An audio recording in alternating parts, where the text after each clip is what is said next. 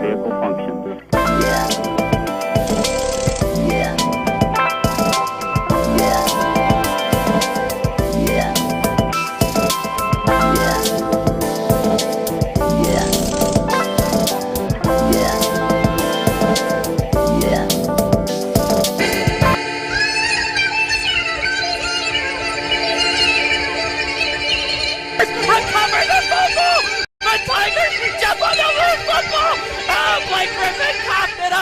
Tiger fans are on their feet.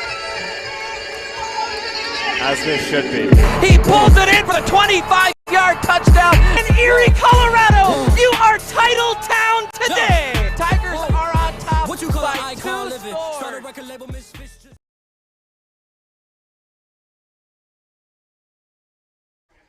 Hello and welcome into the Erie Tiger Network. Brandon Bird here with you. Alongside me is Ian McGuire for this 4A quarterfinal playoff game between Dakota Ridge and Erie.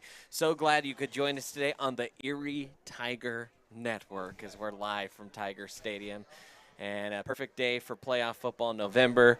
Heck, we were here a month ago and it was about the worst weather you can possibly get. And a month later here in November, not too shabby today, Ian. It's great weather today. I'd love to be out there playing in this weather. I mean, you rarely see weather this nice mid-November in Colorado, so it's just a great day for the Tigers.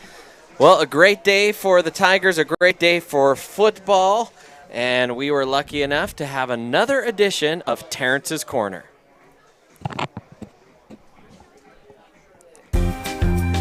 What's up, guys? Welcome back to Terrence's Corner. Today, I'm here with Discord Kitten and Gilly. Hey. How are you guys feeling? Quite all right. Sorry we skipped. Wow.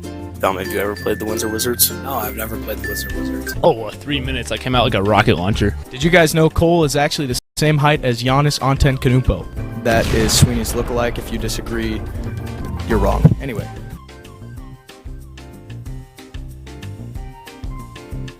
All right, guys.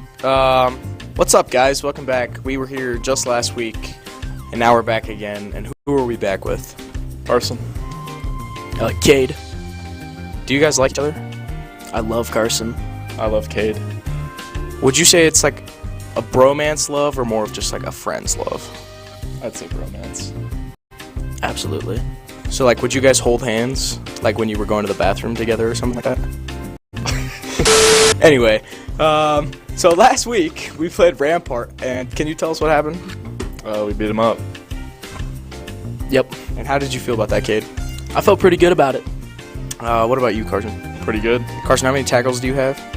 I don't know, like 140 maybe? 140. What's 12 times 12? 144. So you could get 144 tackles soon. But who do we play this week? Dakota Ridge. And how do you feel about Dakota Ridge? I feel pretty good about them. What are they good at, Cade? They're good at running spread, but they're also good at running some GT. Some GT. What do you think about GT, Carson? I like it. Is it because you're good at reading it? Yeah. All right. So you think we're going to win against Dakota Ridge? 100%. 100%. Wow. What do you think? I believe what Carson's saying over there. Yeah, I agree. So if you could commit a crime without getting in trouble for it, what crime would you commit? Go him first. I got Arson? Yeah, arson.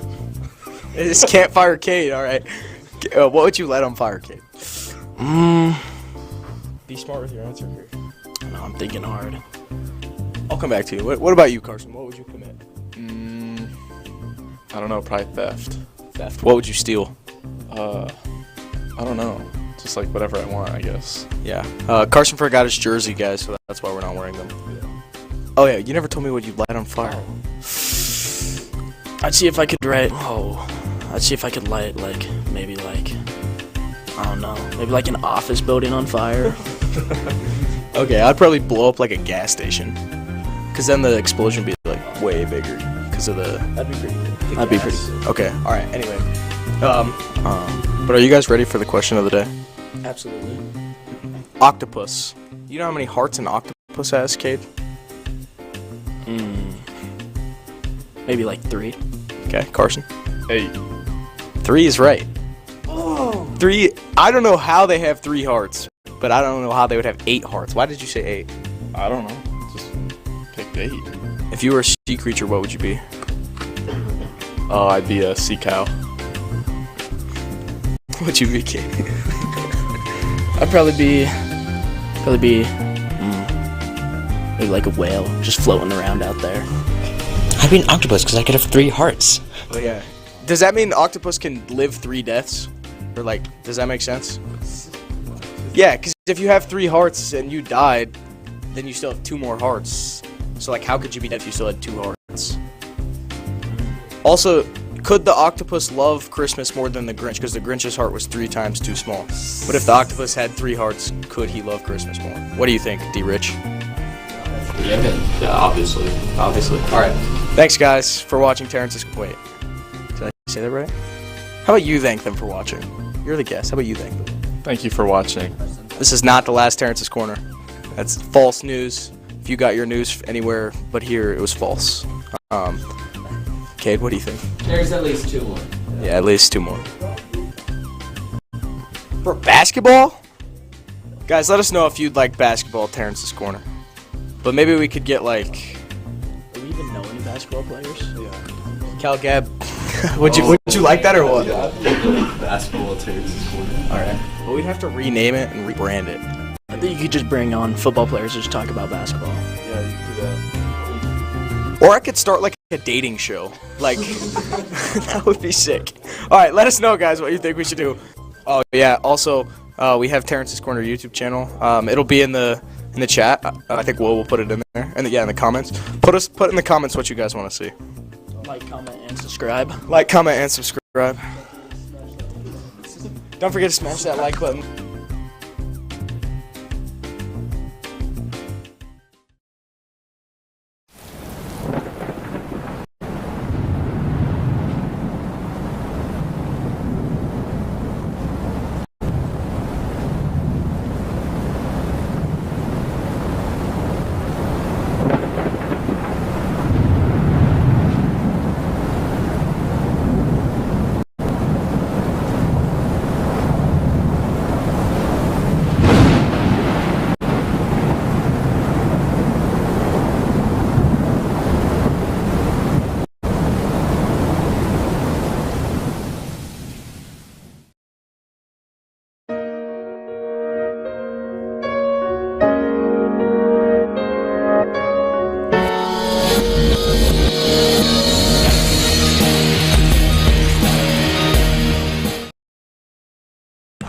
And welcome back in, Erie Tiger Network. Brandon Birdie and McGuire here with you. Well, it's been an exciting season. We meant to show this to you last week. Some students put together the top 10 plays this regular season for the Erie Tigers.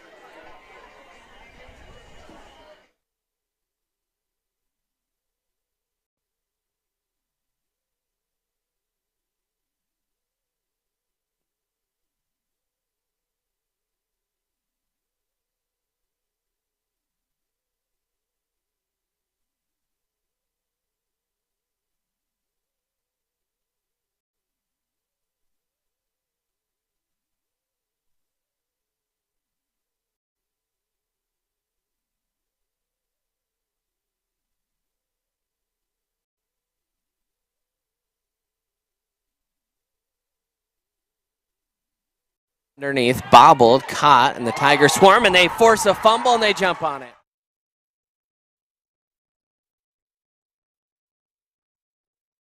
Side has a man wide open. It's Josh Levine. It's caught for a touchdown. Levine got way behind the defense.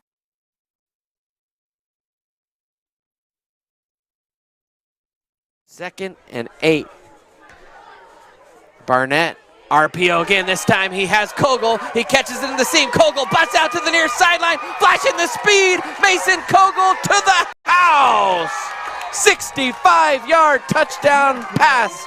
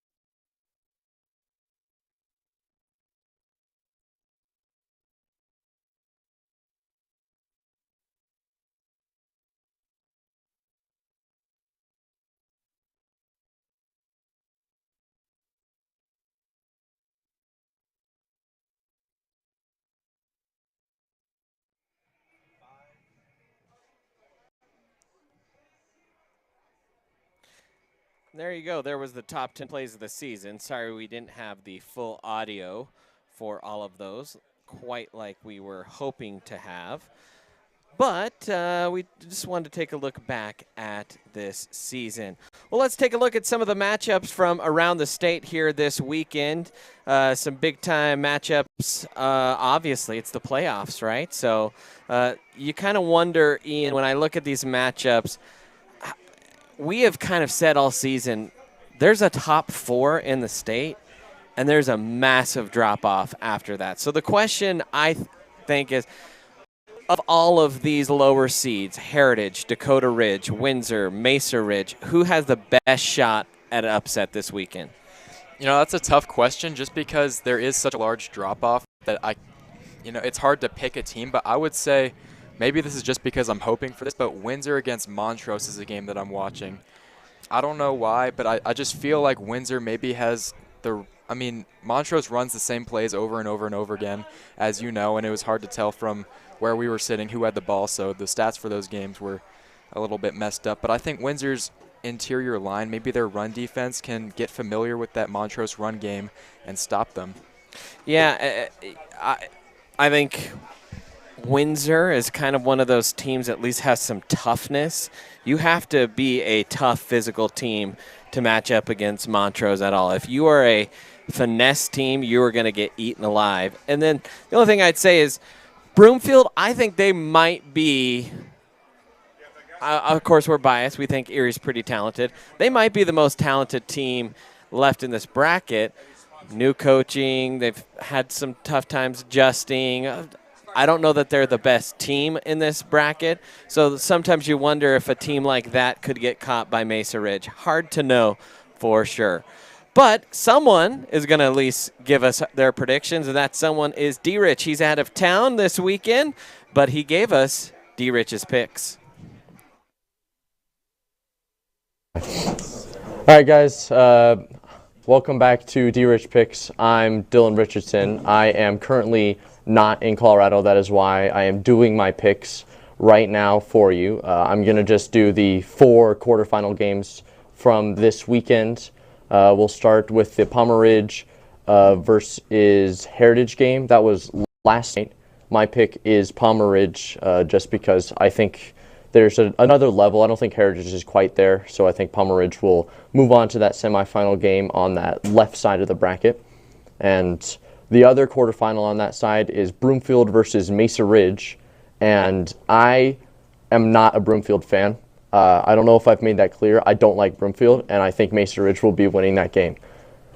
And then going to the other side of the bracket, we have the Montrose versus Windsor game. Windsor upsetting Ponderosa on the road.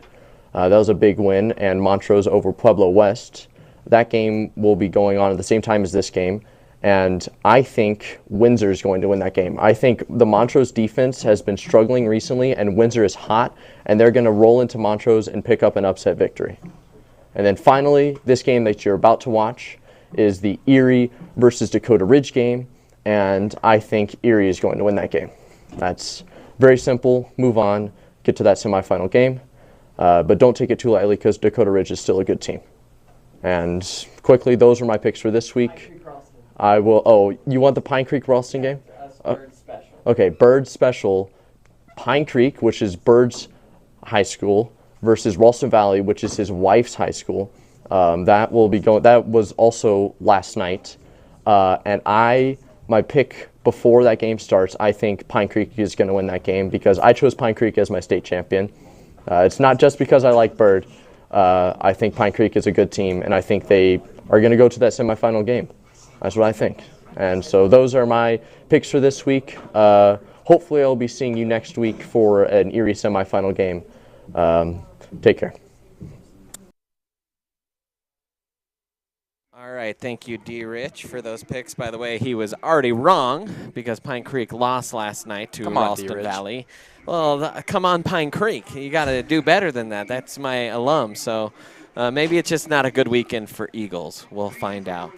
Okay, let's take a look at the bracket. We saw the winner of this game will take on the winner of the Montrose-Windsor game. If Erie wins, they would host. Palmer Ridge Heritage will take on the winner of Broomfield and Mesa Ridge. So that's what your bracket looks like. Just so you know, we showed you the matchups, so just wanted you to see the bracket. We are going to take a quick timeout. When we come back, we will have more of our pregame show and then kickoff here on the Erie Tiger Network.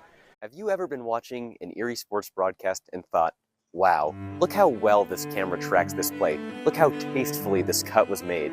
I wish I could be a part of the amazing, talented, and gorgeous group of people that puts on these broadcasts. Well, you can. These broadcasts are put together by the amazing students of the Erie Tiger Network, and you can join. Just make sure to choose the Erie Tiger Network live class when choosing your schedule for next year. You don't have to take my word for how great it is. Just look at Braden.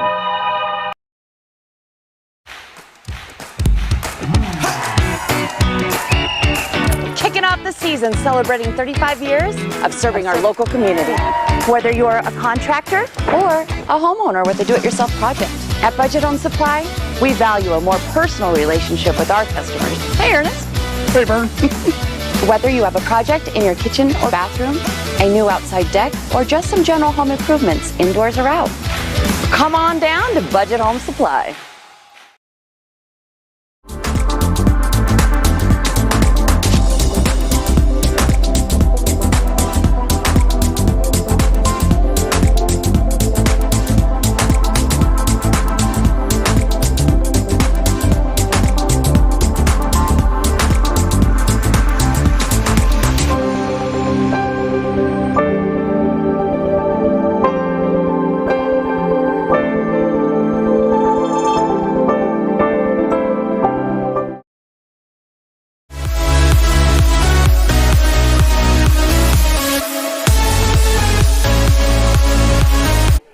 And welcome back in, Erie Tiger Network. Brandon Bird here with you. You're taking a live look out at the practice fields from our drone footage. Team set to come in shortly. That's kind of coming in and out of our broadcast, by the way. We don't have the best connection to that, but we will try and bring you at least some maybe drone shots throughout the day. Well, we are approaching kickoff here. We're about 8 minutes away from kickoff. We did want to hit some stats with you as, well, you got to take a look anytime the playoffs are on at the stats of Blake Barnett. These are just playoff stats. 8 playoff games, 1,400 yards through the air. He's rushed for 759 yards.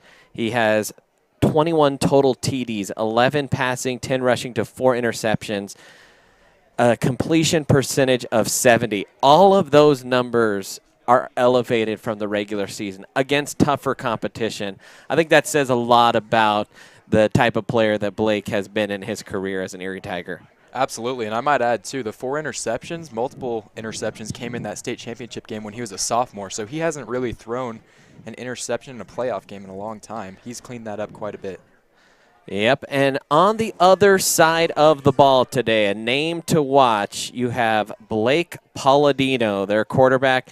He is second in 4A in all-purpose yards. You look at the passing, 1,685. He has almost 1,000 yards on the ground, actually third in 4A. 30 total touchdowns. He's accounted for 417 of his team's points. So you have kind of another player that is a do-it-all player just on the other side of the ball. So it should be a good matchup of quarterbacks today. Let's join our national anthem. It's Allie Toothaker.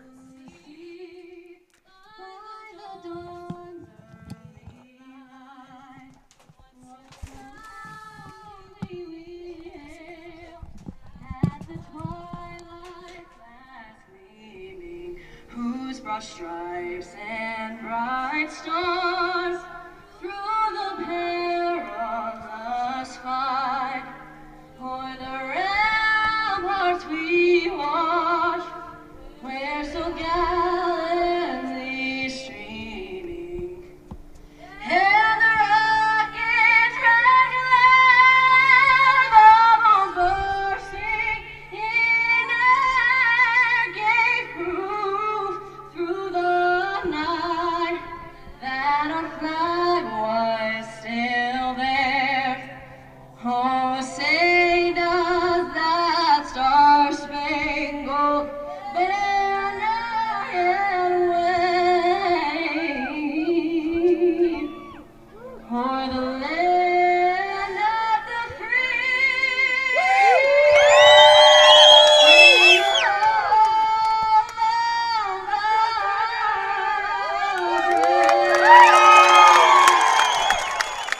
Absolutely outstanding, Allie Toothaker. Anytime you get Allie singing the national anthem, you know you're going to have a special one on your hands. Tiger fans, thanks for joining us today. By the way, don't forget to like this video, subscribe to the Erie Tiger Network.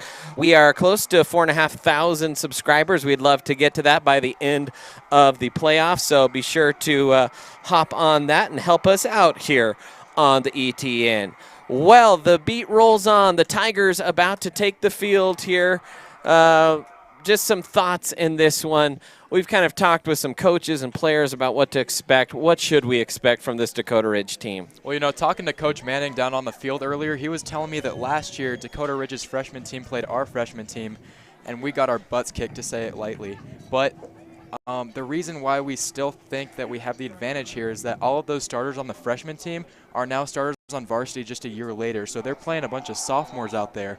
And if you can imagine a sophomore meeting Jackson Cowgill in the A-gap, you can imagine why Erie might be winning this one. So Erie is set to come out here. We have the new scoreboard in the stadium playing some video.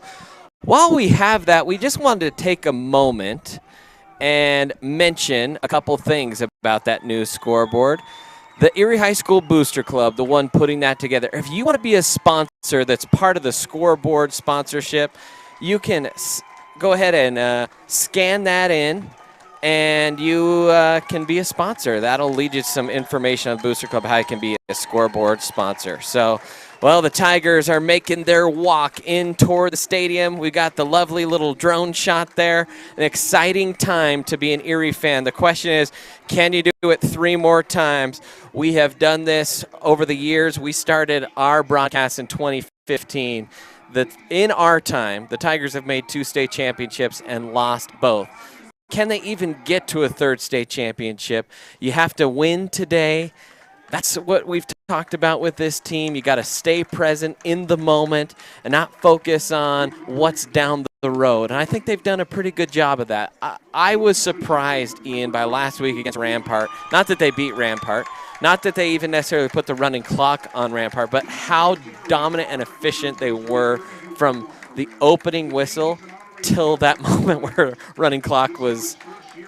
That game, I mean, that's the definition of playing till the final whistle. The Tigers did not lose any intensity throughout that entire game, all 4 quarters, even though there was a running clock in, the second quarter, I believe.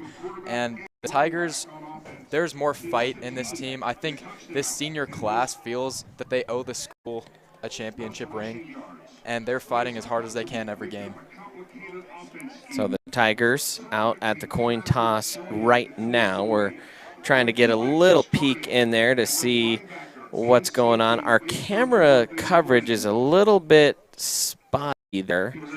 We'll try and fix that. Not sure what's going on with our sideline camera. That's like our good wireless unit, so that would be a shame if we're struggling linking with that. Your captains for the Tigers today, Blake Barnett, captain number 1 over there on the left, or excuse me, number 3, Jackson Kogel. He is back in the lineup here this week. Last week he missed due to an injury.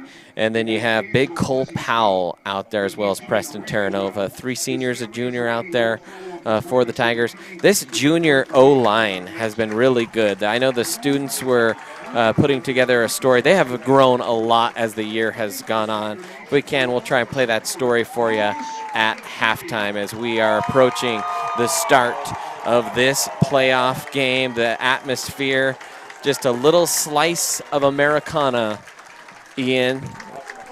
Doesn't exist too much left. I say that because I have a friend from Australia who said, hey, when the Tigers play, let me know. And I want to be there, experience high school football in America. Can I ask how you made friends in Australia? Well, he studied abroad at CU for a couple semesters, and then he married a girl from Sterling, Colorado. I worked in Sterling, so we crossed paths a second time, and we've just stayed in touch now through the year. So it's a cool story. Tiger fans all around the world. There you go. Tiger fans around the world. In fact, we mentioned Tiger fans around the world. Wherever you're watching, we'd love you to comment in our YouTube stream, and sometimes we can give you a shout-out if we have a moment or two. Also, don't forget to follow us on social media, at Erie Tiger Media on Facebook, Twitter, Instagram, TikTok. And here come the Tigers out of the Tiger Tunnel as they lead the charge here in this quarterfinal game. Jackson Kogel proudly holding the Tiger flag, and it is a special atmosphere here today on this start of our Thanksgiving break for St. Vrain Valley Schools. So pretty cool to be a part of, Ian, and cool to be a part of this broadcast. By the way, our broadcast crew, Chad Jameson, our director, Ian McGuire here with me. We have Austin Jameson down on the track, as well as Wyatt. He is down there. I hope we don't have a lost camera. Not sure what's going on there. And up top, we have Tony Espanola. Max Stam will be our replay operator here today. So Tigers will be kicking off. They're wearing their gray uniforms. The students wearing gray. They called it their grout fits this week. And Dakota Ridge wearing white with the red pants and the navy helmets. And so this Dakota Ridge team, a talented team, a young team, a lot of sophomores. And I think that's something that when we talked with Preston Terranova in class, he kind of mentioned, hey, we're kind of hoping that our experience helps us here in this game. So the Tigers set to kick this one off. And the ball already fallen off the tee here. Think we see another onside kick to start the game? I don't think so. There are 3 deep men inside the 5 here for Dakota Ridge. And we did not get a great roster, so we will try and kind of monitor that. Hageman sends that one deep and into the back of the end zone. And so Dakota Ridge will start at 1st and 10 as Blake Palladino will lead his Eagles out onto the field here, and he can do it all. We already mentioned almost 1,000 yards on the ground, 1,800-ish yards through the air this season, and he will come out in the shotgun formation here for the Eagles. Takes the snap, gives it along the left side and upended as he tried to turn the corner was Landon Kalisbeck. And he will pick up 5. 2nd and 5. Palladino takes it. He's going to keep it on the read option. This time runs into the arms and actually bowls over an Erie Tiger. I think it was Keaton Strange. He ends up picking up 6 and a first down there on 2nd down for Dakota Ridge. You're seeing the physicality of this Dakota Ridge team early on. Their run game is really going to help them win today if they want to get yards. Palladino, hard count. Now he'll look to the sideline here. 4 wide in the formation. Ball spotted between the hashes. Palladino will send a man in motion. Takes it. He's going to run read. Gives it on the handoff on the right side and diving his way forward for a pickup of 5 is Kalisbeck. And another decent pickup there on first down. Right now, Dakota Ridge doing what they need to do, staying on schedule.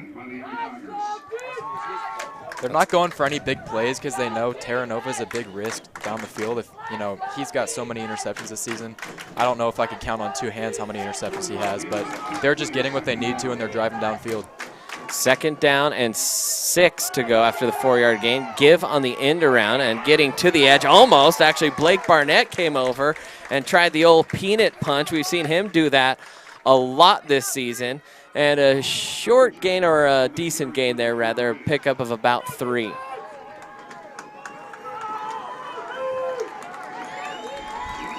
First 3rd down of the game so far for Dakota Ridge. We'll see how they respond. 3rd and short, though. Only need 2 at the 39. They got to get right to the 41. Dakota Ridge staring down at the sideline. 10:04 remaining here in this first quarter of play. It's kind of the old wing T formation. Handoff right side, and the Tigers are going to stop them. A 1-yard gain, and that's it for Kalisbeck, and that'll bring up 4th and 1. Blake Barnett on the tackle for the 2nd play in a row there. And it looks like Dakota Ridge is going to line up quickly, and they're going to go for it. 4th and 1 play. They're going to snap it, hand off into the middle, and just getting it. Needed a yard, got about 1.5 yards was Kalisbeck. And they pick up a first down, and they keep the chains moving. Man, that was a risky play. Very risky. So 1st and 10 now for the Eagles. Palladino in the shotgun here. Kalisbeck will motion. It's a little fake. To the right is Palladino. He got hit hard on that near side by Tolliver, but he had plenty of room before he got touched. A pickup there of about 6 on the play. Heck, we'll give him 7. So 2nd and 3 now here for the Eagles. Really get to the line quickly, look to the sideline, try and get directions funneled in from the coaches. I don't see Connor Stallions there on the sideline, though, for Erie, so. 2nd and short, man in motion. Tigers tried to send pressure. It was picked up really well. They'll throw it out into the flat, wide open, and then a pickup of only about 5 on the play, maybe 6, in the first passing play of the game for the Eagles. You make that joke about Connor Stallions, and I saw before the game Tigers coaches were practicing their sign stealing out there, so, And I really hope that we are, sorry, not too glitchy here. We have a little bit of an internet issue. That play is stopped up early. Was that Ronan Ward off the edge? I believe it was.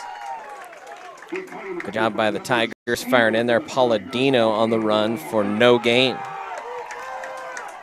2nd and long. First time really that Dakota Ridge has been off schedule. They've done a pretty good job there on first down, make it 2nd and short. Tiger defense trying to adjust here. 4 wide in the formation for the Eagles. They'll send a man in motion, and the Tigers jump. And what was once off schedule is now back on schedule as Lincoln Hageman got a little too antsy.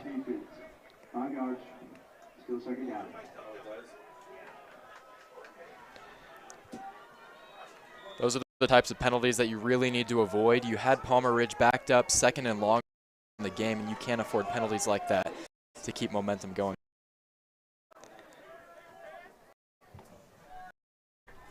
So 2nd and 5 here, handoff, and a decent run on Blake. Almost punched that ball out. Wow, that was close. Another run there and a pickup of 4. Tigers haven't really been able to get much penetration into the backfield so far. So 3rd and 1 here. Tigers trying to get the right personnel on. Now Palladino from the shotgun. He's flanked by Carlsbeck. It's going to be given to him, and he is met at the line of scrimmage, but will drive the legs forward for a pickup of 1. The question is, did he get enough for the first down? That's going to be awful close. Will depend on the spot, and they do award it to him. On the carry, first down, Dakota Ridge. So Dakota Ridge with the first down. Moving it well here on this first drive. Have chewed up almost half the quarter so far. That's the game plan against Erie. You have to control the clock. Dakota Ridge again to snap the ball. Handoff, Carlsbeck out on the edge, and the Tigers jump back there, and a loss, and it's Braylon Tulliver that shot back there, and a loss of 2. This run defense is good for the Tigers, so you give them enough looks, they start to figure it out. Coach Graff fired up on the sideline over there. Like I mentioned last broadcast, that's one of my favorite parts of the game is watching Graff get fired up because you can see him a mile away. So 2nd and 12. Palladino in that like house formation. They'll reset here. Double wing, play action. Looking down the field, he'll step up in the pocket, scramble. No one there for the Tigers, and a big hit. The ball is free. What are you?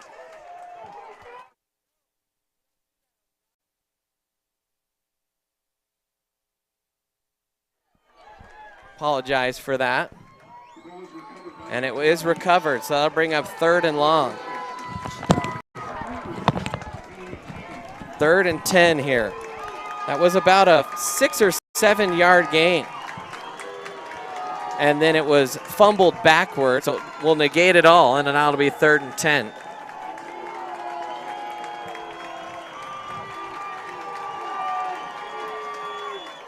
Handoff, far side.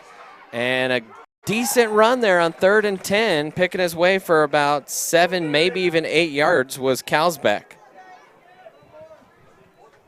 That was a nice tackle there on the edge. Still, it's 4th down now actually for Dakota Ridge after the 2 stops in a row. 2nd, 4th down of the drive, and we are more than halfway through the first quarter, deep into Erie territory. 4th and 4, Palladino in the shotgun. He'll send a man in motion. Tigers jumped. Why? Why are you jumping? It's motion away from you, and the Tigers have gotten caught on that twice from a linebacker on the edge, and that's a free first down. So a couple freebies here, and the Tigers just a little bit sloppy here to start this game, and it's almost been 8 minutes of clock that has burned off here for Dakota Ridge. High snap, fake give, almost a tackle in the backfield, and Palladino fumbled again, and he jumps on it again. So 2 fumbles there for Palladino in this opening drive, but it hasn't costed Dakota Ridge at all. It's a very interesting drive so far. I mean, you got 2 fumbles, 2 costly penalties by the Tigers jumping off sides, but so far nothing seemingly has changed. Just a nice long pound the clock out drive for Dakota Ridge. So 2nd down and about 7 here. Handoff, calls bat again, and he is met by a convoy of Tigers, but a pickup there of 2, maybe referee on the play, and the clock is stopped here for a popped-off helmet. That was Callsbeck, so he'll have to go out for a play, and that'll bring up 3rd and 5. But they've been efficient. They have made positive plays almost every time out there for Dakota Ridge. A long, long drive. This is the 15th play of the drive so far. Now peeking in is Palladino, 3rd and about 6, actually. I'd expect maybe a run play here with the backup quarterback in. Palladino is the quarterback. He's going to pump, throws toward the sideline. Oh, through the hands of Braylon Tolliver, and then it was not held onto by the Dakota Ridge receiver.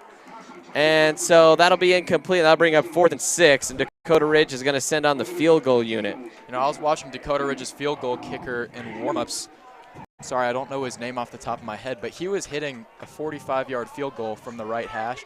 This here will be a 37-yarder, 38-yard goal. From the far hash, and I believe that is Jack Seidel. And a timeout's going to be called by Dakota Ridge. So while we have a moment, let's see here. We would like to thank Meter Masters for their support of us. They gave us a donation earlier this week on the Erie Tiger Network, and so we greatly appreciate that. And you know, I'd love for you guys to also help support us. You can click on the link in the description and you can support us. We have to pay these rights fees when we're even awarded them. And so, by the way, Meter Masters, they're a 501c3 nonprofit foundation focused on helping make the world around them a better place. So check them out at metermasters.org. Dakota Ridge lining up in a strange formation here, sort of like what you see with the Tigers on a 2-point conversion.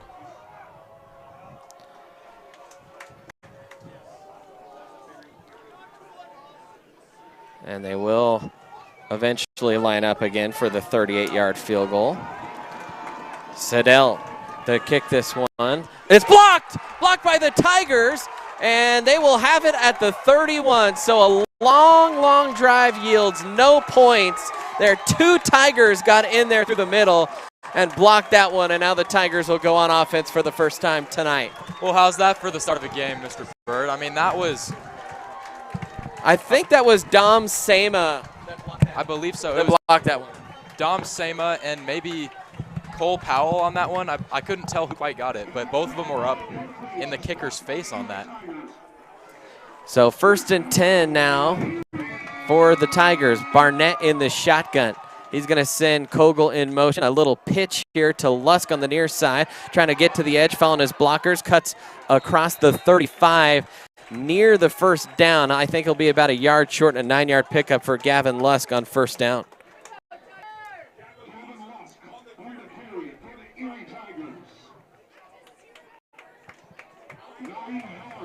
The speed of Gavin Lusk on the outside is scary for opposing defenses. I mean, that didn't look like it was going to be much, and he turned it into a 9-yard gain. 2nd and 1 for the Tigers. So Barnett in the shotgun here from the near hash. He's going to look to his left. He's going to step up. Now he's going to scan again. He wants someone to go deep.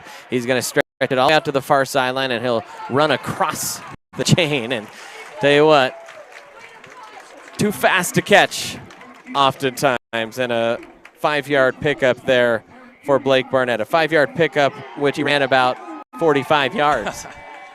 I mean, you got speed at the running back position, speed at the quarterback position, speed at the wide receiver position. It's a speedy offense this year for the Tigers. So 1st and 10 here for Erie at their own 44. Barnett, he will run read. He keeps it himself right up the middle. Just got lassoed around the ankles. Pretty good tackle there, but not before Barnett picked up 11 yards and a first down. So the Tigers keep the chains moving. Trying to draw first blood here after a really long opening drive by Dakota Ridge. Tigers check in on the sideline. Barnett in the shotgun. Tigers all run plays here so far. Barnett takes the snap, looks, fires the quick little screen pass to Sweeney. He's going to try and beat a man around the edge and then gets hit from behind, but after he crosses the 30. So a 16-yard pickup on the pass from Barnett to Alex Sweeney.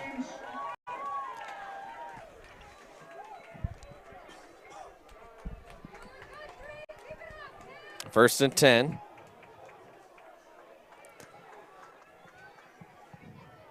For the Tigers, ball spotted near hash. It's Lusk in the backfield. Barnett will throw the screen the other way this time. Sweeney again trying to make a man miss. And tell you what, Sweeney, for how tall he is really agile and fast. He's extremely agile. I mean, he can leave a guy in the dust pretty easily. And how tall is he? Do you know off the top of your I don't know. Every time I see him in the halls, I'm always surprised at how tall he is. I bet he's about 6'2", 6'3". I would imagine, yeah. He's a lanky guy, but he can make a man miss pretty easily. He's a kid that I think some colleges need to hop on with an offer.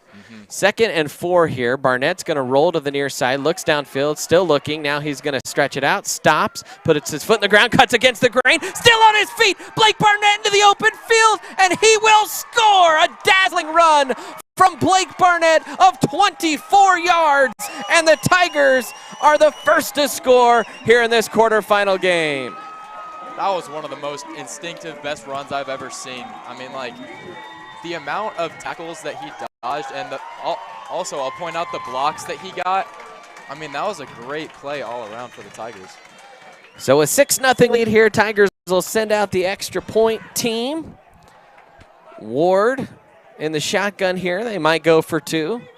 They will go for 2, and no, that will be blown dead with a false start. So someone got a little bit early of a jump, and they will back Erie up 5 yards.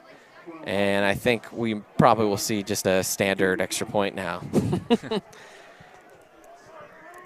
So we'll do the point after attempt again. Tyler Hoffman out there for Erie, the left-footed kicker. Also a stalwart from the soccer team this fall. All football now, high snap, great hold, and the kick is up, and it is good. So the Tigers lead it 7-0, 43.6 ticks left in this first quarter. We'll take a quick 30-second timeout here on the Erie Tiger Network.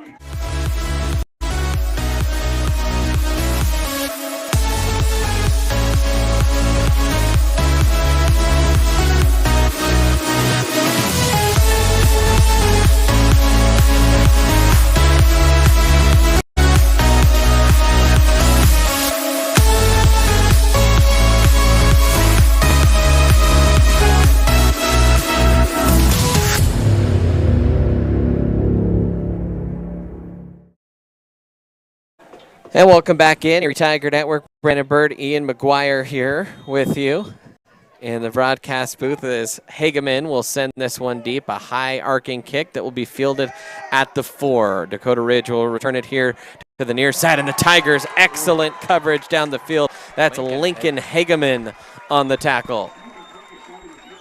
Runs in the family, I guess. I mean, that was a great tackle. He was already sliding on the ground. He still managed to make the tackle. Well, we have seen Lincoln kind of evolve this year to be a guy that is now getting regular playing time on defense. Only a sophomore is Lincoln. Yeah, he plays quarterback for JV, but I think, honestly, his biggest strength may be on defense. He's a great tackler. Palladino will lead his troops back out onto the field. I think a different running back in the backfield. Palladino's going to hand it on the jet sweep to the far side. Tigers bottle that one up pretty good. That was Hayden Nazarenas on the run, and Nazarenas will pick up about 3.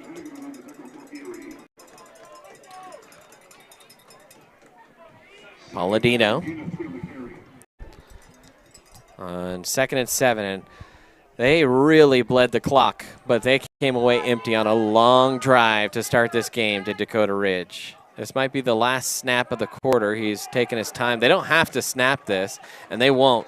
So at the end of quarter number 1, the Tigers lead it after a blocked field goal and a quick touchdown on a 24-yard run by Blake Barnett. We'll take a timeout here on the Erie Tiger Network.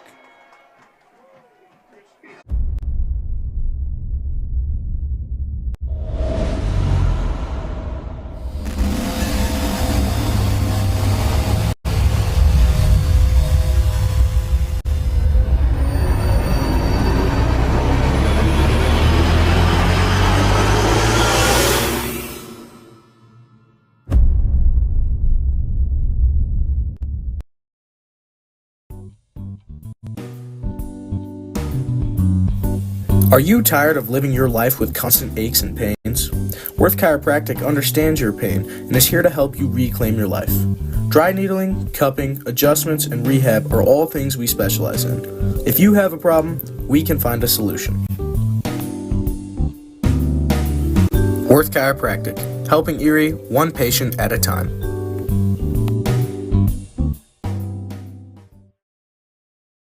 And welcome back in, Erie Tiger Network. Brandon Bird, Ian McGuire here with you. By the way, don't forget to check out Exteriors Now. They're also one of the people that have helped donate during this playoff run. And so a huge thank you to them for being a part of our support group that helps pay for these playoff fees that we owe because NFHS owns the rights to every playoff game. And so they make that happen here on the Erie Tiger Network, and we're grateful for them. You can do that, too, by clicking the donation link. Second down play, first play of the second quarter. It's a little bubble screen and a decent catch and run. Out there on the edge was Hayden Nazarenas, and he will pick up on about 6 yards there. That'll bring up a 3rd and 1. Only the second completed pass so far. 2 for 2 is Palladino for 12 yards. 3rd and short here. They have, tell you what, Dakota Ridge, their offense has done a really good job of just staying on schedule. 3rd and 1. High snap, fake, and Palladino has the edge. He has the edge and a huge hole, and he will run down the sideline and finally be tackled out of bounds at the 49, but there is a flag all the way back at the 30-yard line. This one might be coming back for a holding penalty on Palmer Ridge.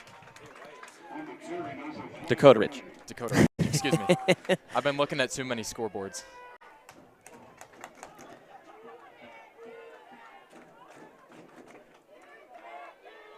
So many ridges, I might add. Lots of eagles and lots of ridges. A lot of tigers, too. That's true. So it will be a hold on Dakota Ridge. So this goes from 3rd and advantageous to now 3rd and long. So I believe that's the first penalty of the day against Dakota Ridge. By the way, Montrose leading Windsor 6-0 in the first quarter of play. So 3rd and 7 here after the holding call. Snap, look, the deep slant, that was well run, and Preston Terranova on the coverage, and that is a heck of a throw and catch, a pickup there of about 12. That was Alex Arnold, their leading receiver, there on the catch.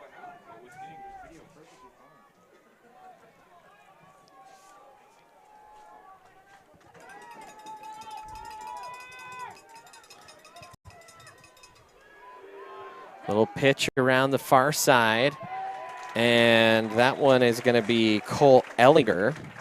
And they have had a whole different cast of characters today, trying and tote the rock for Dakota Ridge, trying to mix it up here on Erie.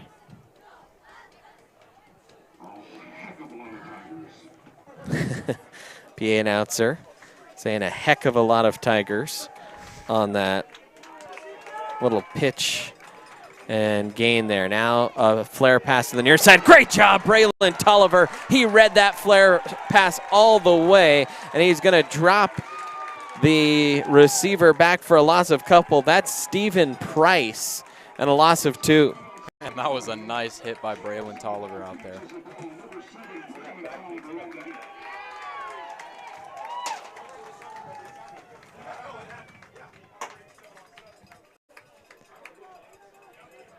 So 3rd and 9 here for the Eagles. They are going to go quad to the wide side of the field.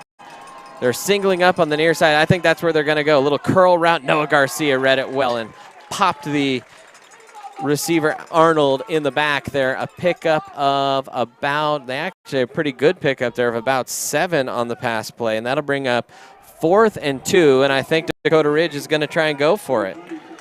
So this should be interesting here. Tigers haven't been able to really stop them in short yard situations yet. I mean, hopefully, I would imagine if you don't jump off sides, then the Tigers do have a good shot at this. We got a nice big interior line. Not an easy stop, but it's makeable. And it's Palladino. Oh, actually, that was a handoff on the far side. That faked me out, but I think the Tigers still got the stop short. And we'll wait for the official signal. Man, they gave him a really good spot. They're going to give him a first down. Wow. I don't know. Wow.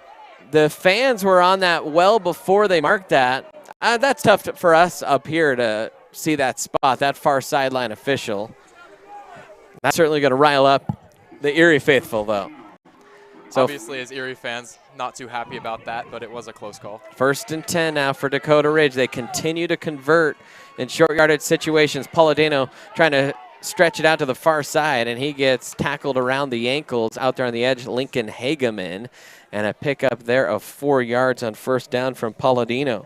Tigers have kept him in check pretty good. Only 3.1 yards on the ground is Dakota Ridge, but you run it 4 times for 3 yards, you're going to pick up first downs. I guess that's true. 2nd and 6 here.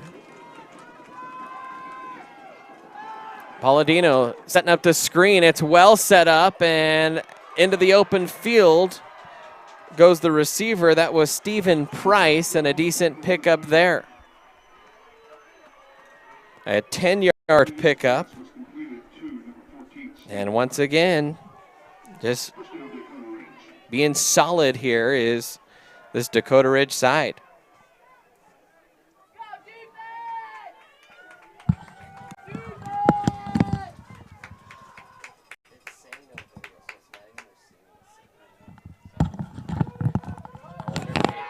Lined up in the shotgun, Palladino takes the snap and hands it, and that will be stuffed by the Tigers. Nice defending there.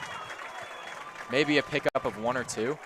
And I'm curious what happened to Kalsbeck. We haven't seen him since that first drive. I will say, if you look at the distribution of carries for Dakota Ridge, I think this is kind of their MO. We're going to keep running backs fresh, rotate different guys in, and you look at the carries, it seems like everyone gets in on the game for Dakota Ridge. So 2nd and 9 here. Erie showing a 3-man front. It'll be Price, the runner, and they'll give it to him, and he'll stretch it up the middle, try to cut it back against the grain, a 4-yard pickup, and that'll bring up a 3rd down and 5. And I tell you what, if you're Erie, you got to figure out a way to start limiting these runs. Yeah, they're playing something that Alabama likes to call murder ball, which is just you run it up the gut until the defense gets tired, and eventually something busts in coverage. A little fake wide open. Oh, overthrowing Palladino. Could have just placed it to Ellinger, and he could have walked into the end zone. Instead, that one falls to the turf. The Tigers all bit on the screen action. I mean, everyone bit, and that was a blown touchdown for the Eagles. Tigers catch a break there. That would have been the easiest score of his life. I mean, look at this. All the Tigers just bit, and oh my gosh, right off the fingertips. So punt formation now on 4th and 7. Let's see if the Eagles actually punt this one. They've been going for it a lot on 4th down.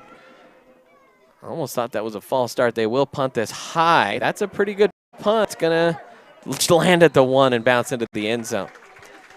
So the Tigers will have it for only the second time this game, and we are 3/4 of the way through this first half. I mean, if you look at the box score, it doesn't look like Erie's doing that much, but we've only had 1 possession so far, hence the 1 touchdown. And, I mean, hopefully we can make that 2 touchdowns here, but we've only had 1 possession. We've got 6 minutes left in the second quarter. If you're Erie and you've just been on, your defense has been on the field forever, that you want to score this drive. Barnett in the shotgun. He's going to send Kogel in motion. Snap. He'll keep it himself as Barnett trying to sprint out to the edge, and there's going to be a hold in the middle there, and that's going to bring this one back. I believe that was on Mason Kogel over on the near hash. So the Tigers are probably going to face about a 2nd and 20 here. As that happened, well, they did mark it a couple yards in front of the line of scrimmage, so that should bring up a 1st and 18.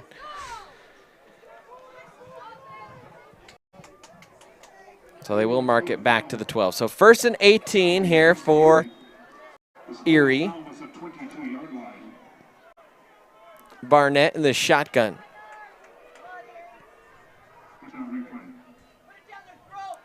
He's going to run the draw to Lusk. Lusk one-on-one makes a man miss. Now cuts inside, and good job. There wasn't much there for Lusk, and he kind of made that happen. A pickup there of 8. I mean, on 1st and 18, that's all you can really ask for. Just get those yards back and try to put yourself in a good position for the next 2 to 3 downs. That camera, I think that's the one that's not working. This one's working. Well,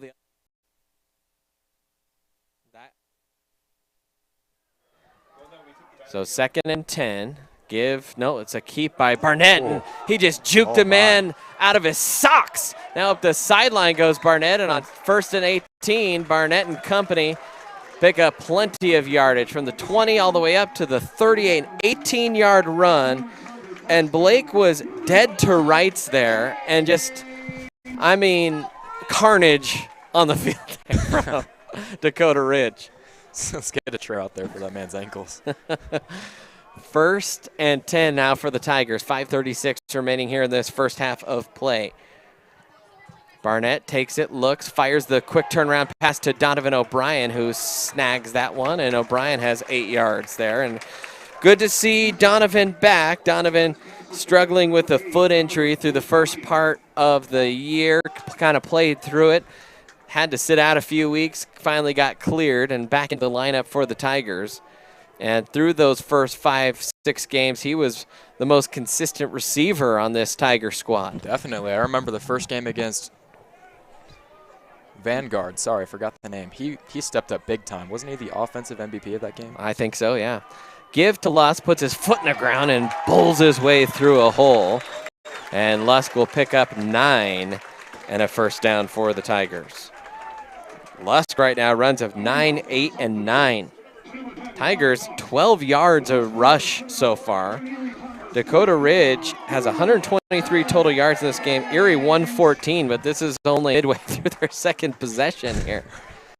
So 46 yards away from the end zone here are the Tigers, now into Dakota Ridge territory. By the way, we have been trying to work on a camera, so we have been stuck on this one angle here for a little bit. 1st and 10, low snap, Barnett, he's going to run play action, looking. Now he's going to spin out of trouble. Still looking downfield, stops, throws, and that was a dangerous pass that was almost intercepted. That's one of those you might just want to throw away if you're Blake. Yeah, Blake likes to make big plays, and he does a lot of the time, but lucky that time that it wasn't intercepted. There is a penalty down. Yeah, penalty that is beyond the line of scrimmage. This Mason Kogel pointing like it's against Dakota Ridge. Yeah, Mason seemed very confident in that, but the officials just told him to back up, so. And a hold on the defense. So that will give the Tigers a fresh set of downs. Second penalty of the game on the Eagles. You know, there haven't been too many penalties so far this game, but the penalties that occur have been very costly for both teams. Now a give to Lusk, and Lusk will work his way over the hash to about 2-yard pickup there. That'll bring up 2nd and 8. On the carry for the Erie Tigers, number 99, Kale Fowler on the tackle for the Dakota Ridge. Gain of 2 on the play, 2nd down and 8 for the Erie Tigers. So 2nd down and 8. Barnett in the shotgun. Flanked by Lusk. 2-by-2 go the wideouts. Cave Meredith, by the way, back into the game, and just a misfire there from Blake. That just kind of looked like it left his hand a little funky. He was trying to hook up with his buddy Cave out there on the far side. 3rd and long now for the Tigers. They haven't faced too many 3rd and longs so far. I mean, this season, really. They've been very efficient on the offensive side of the ball, so we'll see how they respond to this. Barnett peeking into the sideline here. 4 wide. No high safety here. Never mind. They dropped. And Barnett ran it to the near side. He liked what he saw on the edge and just took it and ran, and that's going to be really close. He had to get right to the 25. In fact, the near sideline officials say he's a full 2 yards short. So a 6-yard pickup for Blake makes it 4th and 2. I'd imagine you'd see some sort of read option run here. Lusk or Barnett just go out to the edge and pick up a couple quick yards. You have single coverage with Meredith up top, 2 wideouts here. Everyone in the box, and Dakota Ridge wants a timeout. They want to talk this one over. We will also take a timeout here on the Erie Tiger Network. Hey, I didn't order any pizza. Jake from State Farm. After you saved me so much dough on insurance with that Parker promo, I devised a promo for you. Here's the deal, Parker. State Farm offers everyone surprisingly great rates. Right. Pepperoni pockets, cuckoo crusties. There's no promo, it's just great rates. And a cider ranch. For surprisingly great rates and great service, call State Farm agent Jeannie Hulse in Erie today. Hi, Brandon Bird here, and I just wanted to tell you a little bit about Moon Holistics, and specifically the owner, Mike Moon. We have been friends for over 20 years now, and I can personally attest to what a great man of character he is, and he is someone that will care deeply about getting you and your health to where it needs to be. Oh, sorry, we had to bail mid-commercial there, Mikey. But we're about to run this play. They don't have a red hat on the field, unfortunately. Barnett got pulled from behind. It was behind the line of scrimmage when he was first contacted. He just churned the legs and bowled his way for a 4-yard pickup.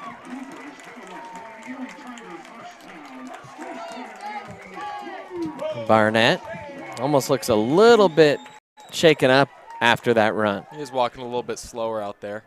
That run is just proof that your quarterback is over 200 pounds, and he can muscle his way for a couple yards if he wants to.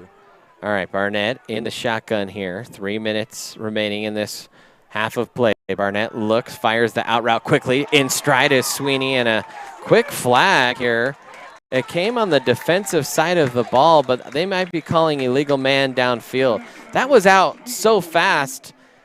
How do you call that illegal man downfield? I mean, we mentioned earlier we got fast players. I don't know if our line is that fast, but I think we're going to see an illegal man downfield. Well, that has just been a plague for Erie. On RPO, it just seems like Tiger O-line, the passing game, cannot get on the same page in terms of releasing.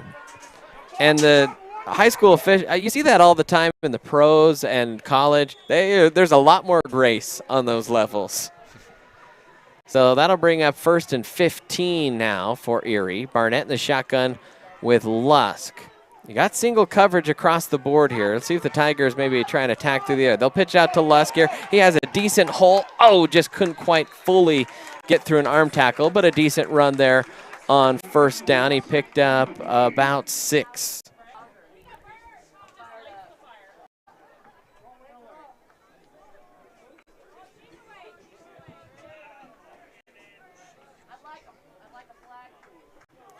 So 2nd and 9.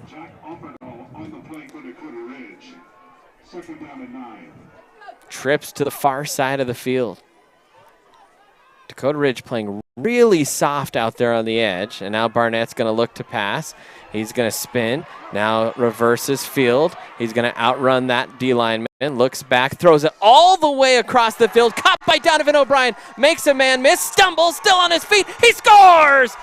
And Blake Barnett is hurt on the far sideline as he got popped after he released it.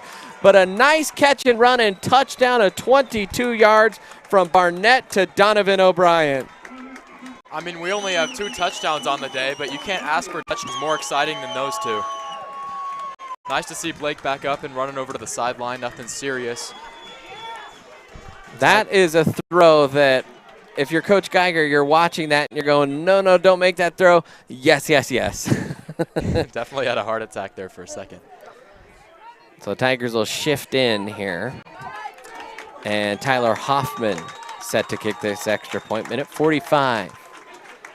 And the Tigers, 2 possessions, 2 touchdowns, and they lead it 14-0 here on the Erie Tiger Network. We'll take a quick timeout here on the ETN. Hi, Brandon Bird here, and I just wanted to tell you a little bit about Moon Holistics, and specifically the owner, Mike Moon. We have been friends for over 20 years now, and I can personally attest to what a great man of character he is, and he is someone that will care deeply about getting you and your health to where it needs to be from a holistic approach. So I encourage you to partner with him in search for any of your holistic health needs. Just check him out online. Are you looking to buy or sell a new home? Jen McGurk, an experienced... Welcome back in, Erie Tiger Network. End of the first half of play, a minute 45 left of the Tigers. They've only possessed it twice, but they have scored twice. And now I think if you're Dakota Ridge, your game plan, milk clock and run and 3 yards in a cloud of dust, and they've been executing that pretty well, but you haven't yielded points and you're down by 14. At what point do you have to abandon that? You certainly got to score here quickly in minute 37. So I think we're going to see a little bit different Dakota Ridge offense here on this drive. Absolutely. I mean, the fact is that their game plan hasn't been working so far. Of course, the blocked field goal, that wasn't something they were planning for, but they've got 0 points on the board right now, so they need to start going for some bigger plays. The Tiger fans were really up in arms there, and I'm not sure what happened. I guess I missed that. Maybe it's a no call. I think the Tigers wanted a call. Heck if I know. All right, so 1:37 to start this drive, and they will, if Dakota Ridge wants to make this a 1-score game going into the half, they're going to have to go 46 yards.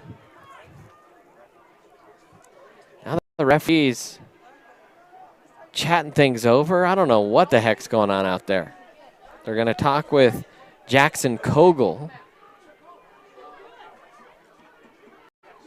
And it will be a penalty on Dakota Ridge. So the boos, I don't know that they necessarily worked, but whatever they saw, the officials did eventually end up agreeing with. I think we should start miking up players. I want to know what's happening. The "you can't do that" cheers starting from the Tigers side of the stadium. All right, so they're going to bring this all the way back to the 19.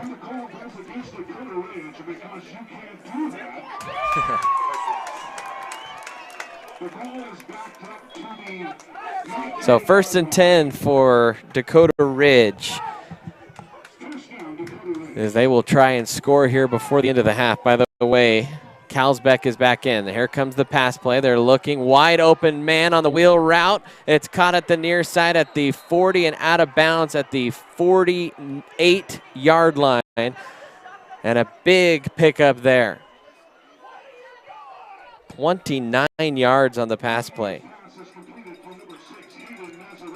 That was Nazarenas on the catch there, and nobody picked him up. Little switch release there out on the near side. Everyone followed Arnold, and he was wide open. Now trips. Palladino catches. Play action again. Plenty of time. Now he's going to be pressured. Dom Sama couldn't quite get there, and Keaton Strange will try and hit Palladino out of bounds after a pickup there of about 7. Tigers haven't gotten a lot of pressure. No, to be honest, I haven't been paying attention as to how many men they're sending, but I really only see 3 to 4. So second down and 3 here for Dakota Ridge. Time's the bigger factor. 1:20 remaining. Palladino, once again, excellent protection. Throws it over the middle, and that was a nice catch. And again, it's Nazarenas. And from the 29 all the way up to the 31, a 20-yard pickup. Tigers not getting pressure right now. About a minute left in the half. They'll run it. Tigers bounced off of Kalsbeck. Had him kind of dead to rights at the line of scrimmage, and he just slid off the defender and got it forward for a few yards. They will not call a timeout here. They will keep the clock running and run some hurry up. 4-yard pickup. Palladino looking, little switch release. Almost intercepted through the hands of Tolliver. That's the second time today he's had one go through the wickets. Man, that's tough. I mean, I do hope that Braylon gets one by the end of the game, because those have been two very close, very, very close to interceptions. 3rd down and 6 here for Dakota Ridge. They'll send a man in motion. They'll fake that little screen action. There's a sack, and it's Carson Hageman who will drop Palladino for a 5-yard loss.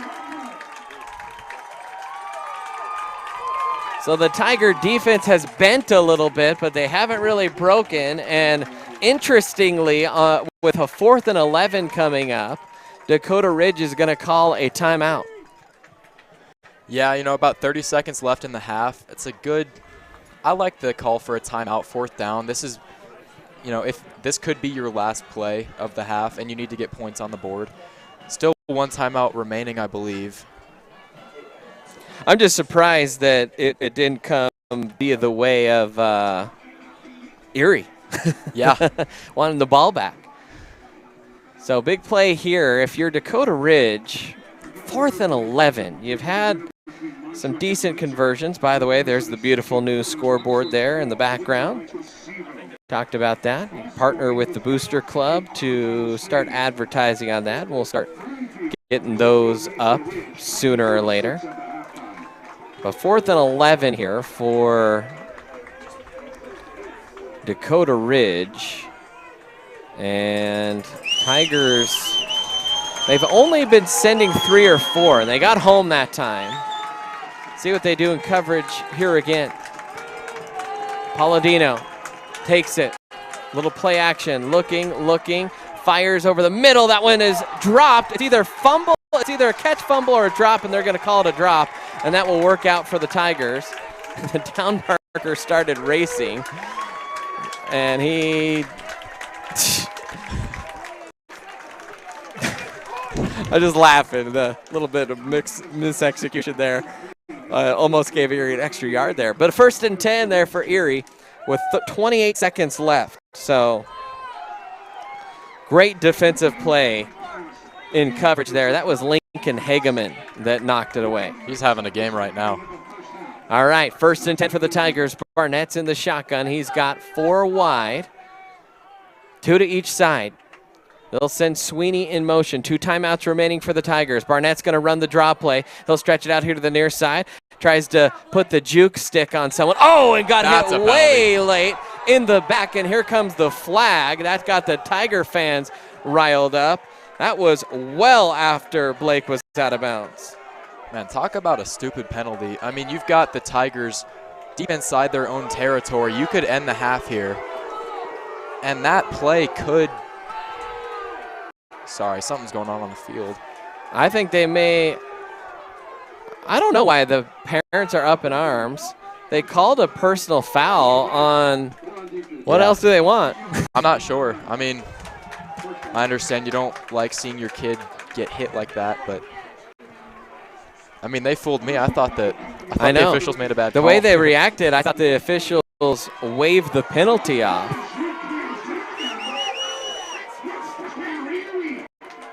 So 1st and 10 with 21.7. Remember, the Tigers still have 2 timeouts left.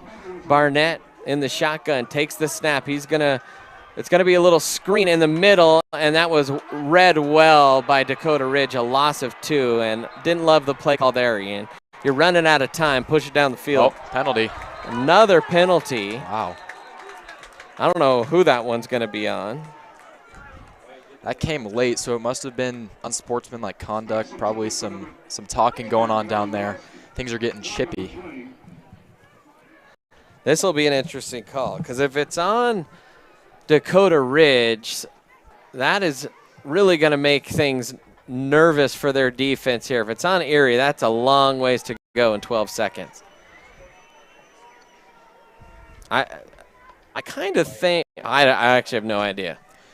Yeah, still just the 1 timeout remaining for Erie, 12.5 seconds left. Screen, I mean, middle of the field. I think you've got to run corners or something. That penalty on Erie for unsportsmanlike conduct. Yeah, unsportsmanlike on Erie, a timeout.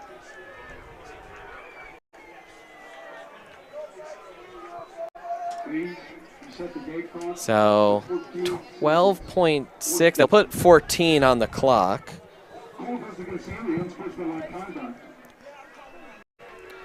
And this is 1st and a real long way. It's really the down distance aren't what matters. It's a question of how the Tigers want to play this one out. You have only 14 seconds. You have 1 timeout. Sorry, go ahead. I don't know. I was going to say you want to bite off about 20 plus yards here. I would imagine they've been playing man coverage about this entire half so far. If you send 2 men deep on the outside, the safety has to choose one side, and we saw this with Mason Kogel against Longmont where he was just wide open up the middle. 14 seconds. Let's see. That's real soft coverage here from Dakota Ridge. I wouldn't be surprised if we saw something quick. There's Braylon Tolliver in the backfield, so that's a little change. Barnett, he's going to roll. He's going to stop. He has a man. He's going to fire a deep ball looking for Levine, and that hit off the top of his helmet. Still about 3 seconds left. Yeah. Josh almost looked like he never saw that and wanted to play some defense. And that was also one of those where trying to go for maybe the home run ball into triple coverage. I thought actually I saw Kogel kind of underneath. That would have been about a 25-yard pickup, but then you're still throwing a Hail Mary. So I think if you're Erie, really you're just hoping for maybe a catch and score, or even Blake Barnett razzle-dazzle. Yeah, you can see safeties playing 20, 30 yards back here. They're not taking any risks on defense. Their only option with 3 seconds left is to throw a Hail Mary ball. And they are going to run it, is Erie. Or not. And it's going to be Barnett. So now it's Barnett into the second level, makes a man miss, and thought we might see Barnett try and bust out to the near side. That was a pretty good job of just containing. And, well, he will pick up a little freebie 18 yards, and we will head to the locker room. 2-score lead for Erie, 14-0. We'll take a timeout here on the Erie Tiger Network. Are you looking to buy or sell a new home? Jen McGurk, an experienced real estate agent serving Erie, Vista Ridge, and the surrounding Denver area. For years, Jen has assisted all types of buyers and sellers with their real estate needs. Give Jen a call today at 303-949-3331 or check out Jen Realty online at genrealty.com. Front Range Landfill puts all your needs in front of everything else. Front Range Landfill won Erie Chamber of Commerce Business of the Year Award, as well as being featured on national television. We are very proud of our facility and we welcome the opportunity to address your disposal needs. Our focus is on customer service. We strive to achieve easy and rapid access in and out of the facility. We feel certain that we will exceed your expectations of your solid waste disposal requirements. Choose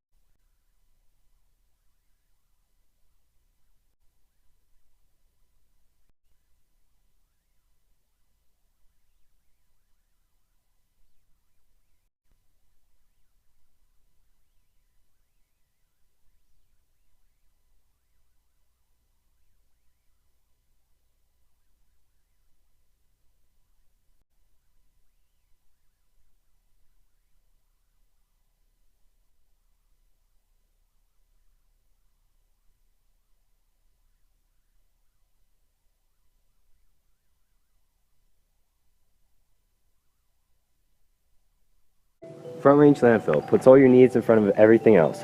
Front Range Landfill won Erie Chamber of Commerce Business of the Year Award, as well as being featured on national television. We are very proud of our facility and we welcome the opportunity to address your disposal needs. Our focus is on customer service. We strive to achieve easy and rapid access in and out of the facility. We feel certain that we will exceed your expectations of your solid waste disposal requirements. Choose Front Range Landfill for all your landfill needs. You will be pleased.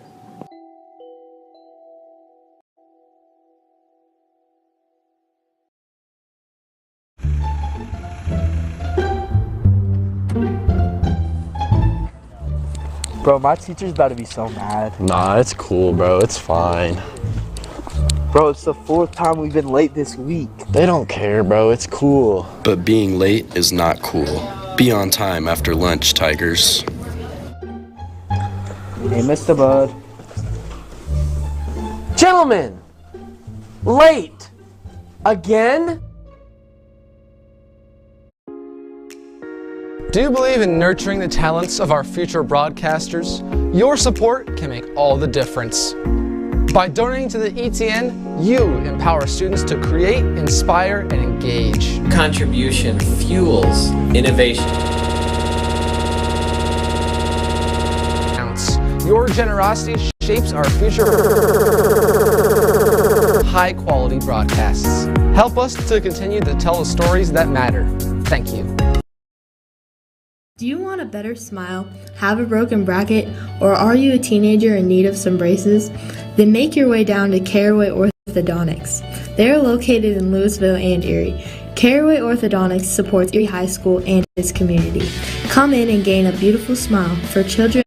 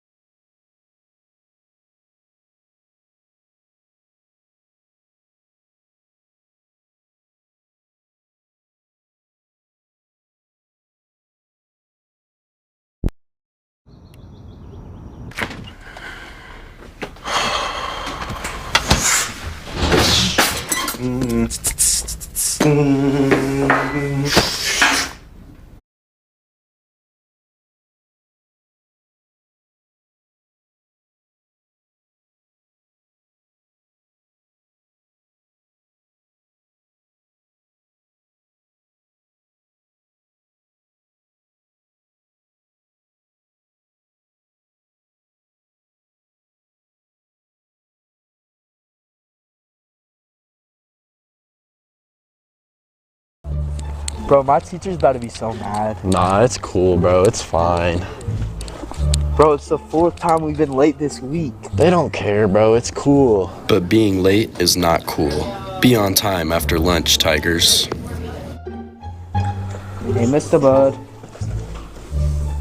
Gentlemen, late again? Do you believe in nurturing the talents of our future broadcasters? Your support can make all the difference. By donating to the ETN, you empower students to create, inspire, and engage. Contribution fuels innovation and learning. Every dollar counts. Your generosity shapes our future broadcasters and helps us bring you high-quality broadcasts. Help us to continue to tell the stories that matter. Thank you. Do you want a better smile, have a broken bracket, or are you a teenager in need of some braces? Then make your way down to Caraway Orthodontics. They are located in Louisville and Erie.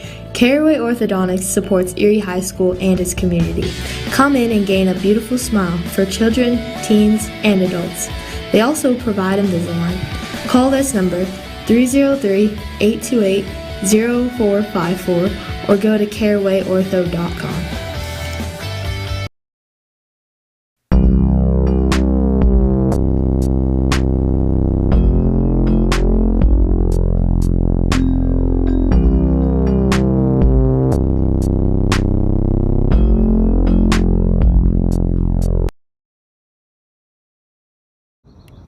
Welcome back in, Erie Tiger Network. We are just a couple minutes away from the start of half number 2. The Tigers will start with the ball. They are leading it here 14-0. They only possessed the ball 3 times, and 1 time had expired. So the Tiger offense has been fine. It's just the Tiger defense hasn't been able to get off the field quick enough, at least as quick as you'd like. A lot of really long scoring drives for Dakota Ridge. By the way, we tried to restart our system because there was a little glitch that you guys were seeing, a little bit of choppiness. And, well, as luck would have it, we kind of lost our internet connection. We actually have had a little struggle here in the broadcast booth. Our district technology services has tweaked some settings, and we can't access YouTube. So we have tried some workarounds, and we are really worried that we may drop here in the second half. So we are going to do our absolute best to make sure that doesn't happen, but I just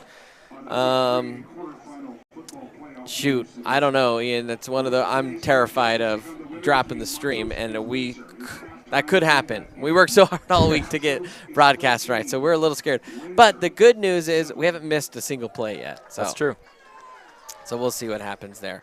But any thoughts and reflections on that first half of play? You know, I think there's no doubt about it. The Tigers' defense is going to be gassed tonight, but they're bending and not breaking. That's what's important to me. The scoreboard says 0 for Dakota Ridge and 14 for the Tigers. We have given up some plays. They are pounding the clock on us, but we haven't given any scores up. By the way, 88 yards through the air for Dakota Ridge. They have 71 yards on the ground. Erie, 50 yards through the air, 122 on the ground. Been an interesting game so far. A little bit of chippiness down there. We've seen a couple pretty late hits. The Tigers, as you said, they have bent, but they have yet to yield a score, and the biggest moment was that blocked field goal on that first drive. That drive took about 8 minutes, and Dakota Ridge ran about 17 plays or so, and they came away empty-handed. Yeah, if you're Dakota Ridge after that, you're really depressed isn't the right word, but you know what I mean. That it hurts to know that you spent that much time on a drive, you're doing that much, and then your field goal gets blocked. Just crazy momentum there for the Tigers. And if they can continue that into the second half, that's really the only scoring opportunity, by the way, that Dakota Ridge has had the entire game. But I believe that if the Tigers can keep that rolling, we will cruise to another win and into the semifinals. Some scores from around 4A, all the 4A games in action today. Broomfield up big over Mesa Ridge, 38-6. Erie obviously winning, and then Montrose leading Windsor 14-7 at the half. So Erie would face the winner of those two teams. Last night, Palmer Ridge played. Was it last night? Was it Thursday night? Last night, and they beat Heritage 28-7. So in this second week of action, or rather third week, second for the Tigers and all these top seeds, Broomfield kind of flexing their muscles the strongest, I think. Yeah, I think that really shows, too, how strong the Tigers are this year, because we, for lack of a better word, kind of blew out Broomfield this year. Well, not completely. Broomfield outgained we ran us. away with the game towards the end, I would say. The box score shows that we beat them big, but we really just ran away with it. And Broomfield is a very talented team. They're putting up big numbers against other very talented teams, but I think Erie might just be my bias, but I do think we're the best team in 4A this year. So, Preston Terranova back deep here for Erie. Seidel will send this one. And this is a low one that's going to bounce into the arms of Terranova. Plenty of running room here. Terranova weaving through traffic. Oh, a big hit around the 35 and bowls over the defender as he gets up to the 38-yard line. Good return for Preston. A good field position for Barnett and company as he comes back out. So Barnett will walk out onto the field. 1st and 10 from the 39-yard line is where they will ultimately start this drive. Erie gets up 3 scores. That makes this a different ball game. Absolutely. Barnett will shift Lusk, takes the snap, runs Reed, gives it to Lusk. Lusk kind of tried to spin out of the first man he met in the hole and was only able to pick up a yard. That is the shortest run of the day for the Tigers. Tackle there by Connor Swanson. 2nd and 9 here for the Tigers. You have multiple wide. Barnett's going to throw the out to Sweeney. Caught and tackled on first contact. Pickup there of only about 3. So that'll make it 3rd and about 6 here for the Tigers. Sweeney's 3rd catch of the day for 24 yards. So 3rd and 7 here. 3rd long 6 for the Tigers. And Dakota Ridge would love to force a 3-and-out here on this opening drive. Barnett in the shotgun. Dakota Ridge looking like they're going to send pressure. They do. The Tigers run a draw with Barnett up the left side, and he's going to dance out of bounds at the 45. Good little read and a play call there, and a pickup of about 12 yards.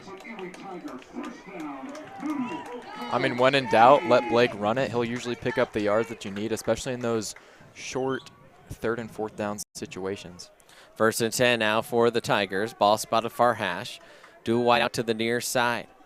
Barnett catches, gives to Lusk. Big hole. Lusk rumbling into open territory, and Lusk finally tackled from behind inside the 15. Nice run by Gavin Lusk.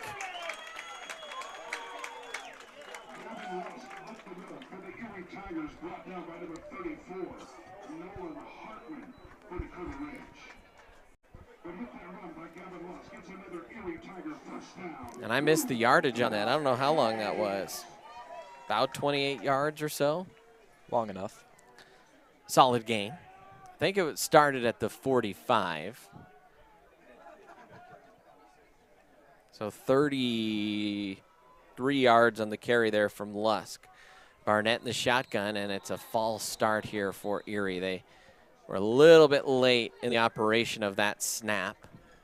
And that's going to back Erie up 5 yards here.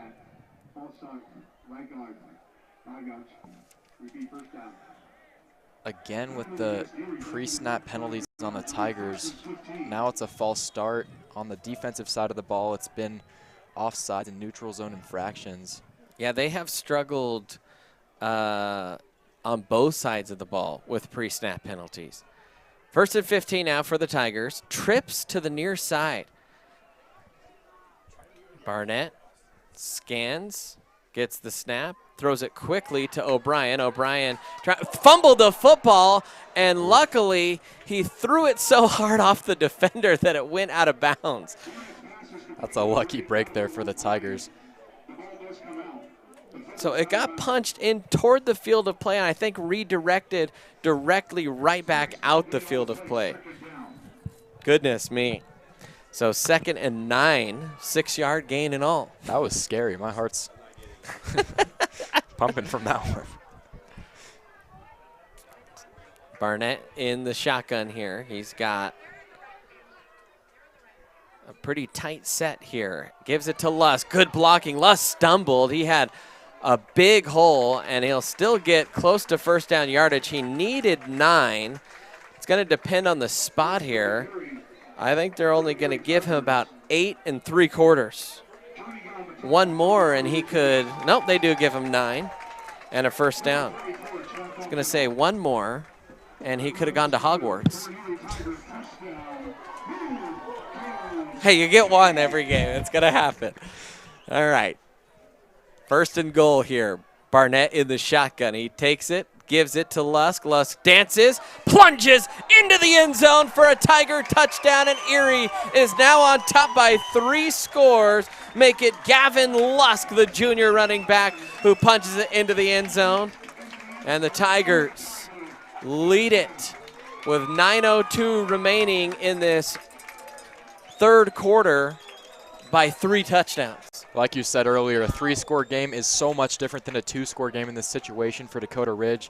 The way that they've been running the clock out, they don't have time for 3 drives. Ronan Ward's going to run the 2-point conversion. Man in his face, throws it up to nowhere, and that'll be a non-conversion. Well defended by Dakota Ridge. Get a man in their face quickly. And so 20-0 lead here for Erie. So that's what you wanted if you're Erie. You open the second half with a long scoring drive, and, well, you're up by 3 scores. That changes everything.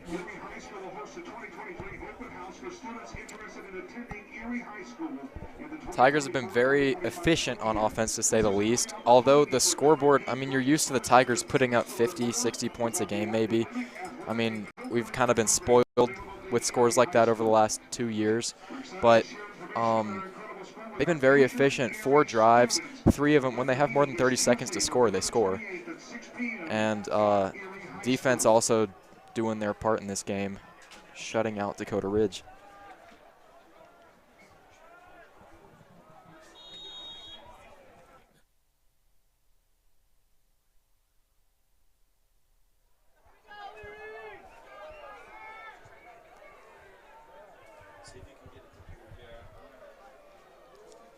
So Carson Hageman set to kick this one off.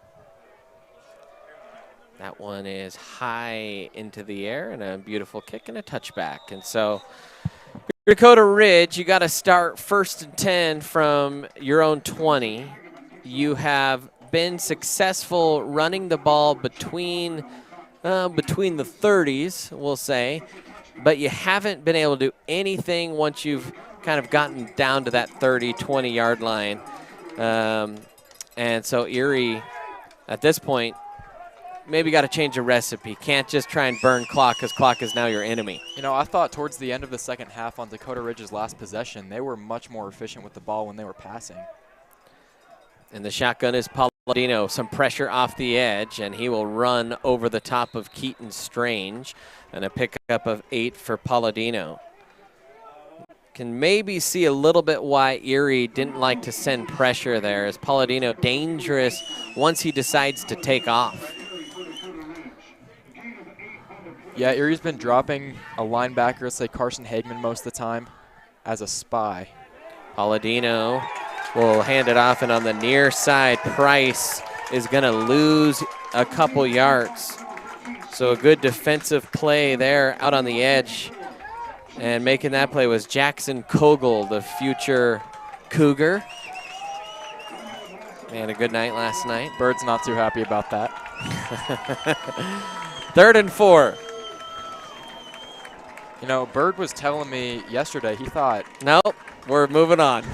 3rd and 4. Palladino in the shotgun. He's going to keep it himself on the read, and he will have the first down. Need to get the nose of the football to the 30. Got to the 31, a 5-yard pickup for him.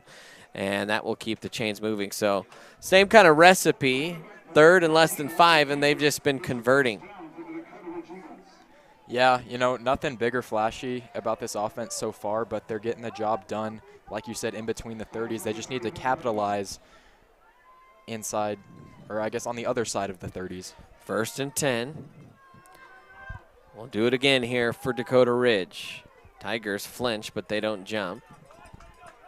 Now they'll switch. Calls back what side he's lined up on in the formation. Palladino will give it. It's a flea flicker, well covered by Erie. I mean, there is no one open deep. Underneath, though, wide open was Arnold, and a decent pickup there. And a gain of 15. If I'm Erie, I'm not too angry about that. There was great coverage up top, and they were looking for that big play over top of the safeties, but it wasn't there. So we'll take a 10-yard pickup over a touchdown. So 1st and 10 for Dakota Ridge. Give on the jet sweep, and a decent gain of 4 yards there on 1st down, but they are sticking with the game plan as Dakota Ridge, as Cole Ellinger will carry it again. 4 carries on the day, all runs of between 2 and 4 yards. That'll bring up 2nd and 6.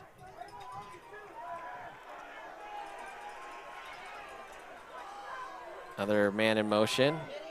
Hageman, that's Lincoln, couldn't quite wrap up in the backfield. Noah Garcia will come away with the tackle, but a pickup there of 8 on the play. That was Carlsbeck again. It's 3.2 yards still per rush today for Dakota Ridge. I mean, dang, if you're Erie, you'll take that. I mean, run defense is playing great, but they just Dakota Ridge runs the ball so much that it's hard to defend. And a pre-snap penalty here. I think this was going to back up Dakota Ridge. So Erie scored in about 3 minutes, and 3 minutes Dakota Ridge has had the ball, and they're just over midfield. And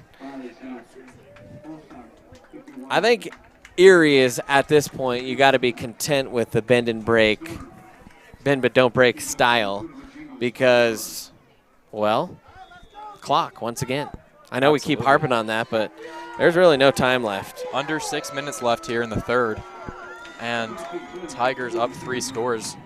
There's no time left in terms of the context of the style, I guess is what I'm trying to say. Yeah, but like we were saying earlier, there's no time for 3 more drives. And nowhere to go, shooting into the backfield for the Tigers, I believe was Achilles. And a big stop there and a loss. Achilles is a big dude. When I started playing football, my first ever tackling drill was against Achilles. And thank you, shout out Coach Terry Tolliver. He said, hey, maybe that's not a good idea. So, forever grateful. 2nd and 17 after the 2-yard loss. Jet sweep, it's going to be a halfback pass, a floater. It's intercepted. Blake Barnett has it, and Blake Barnett is on the loose. Barnett going to run through an arm tackle, and now a penalty coming, and I'm not sure if they're going to call that a face mask or what. I didn't see a block out there, but doesn't matter. Barnett with the INT, and a turnover for the Eagles. Terranova and Palladino were getting pretty chippy out there. Up in each other's faces. They were on the ground blocking, I guess you could say, well after the play was finished. I wonder if maybe there was some sort of unnecessary roughness penalty.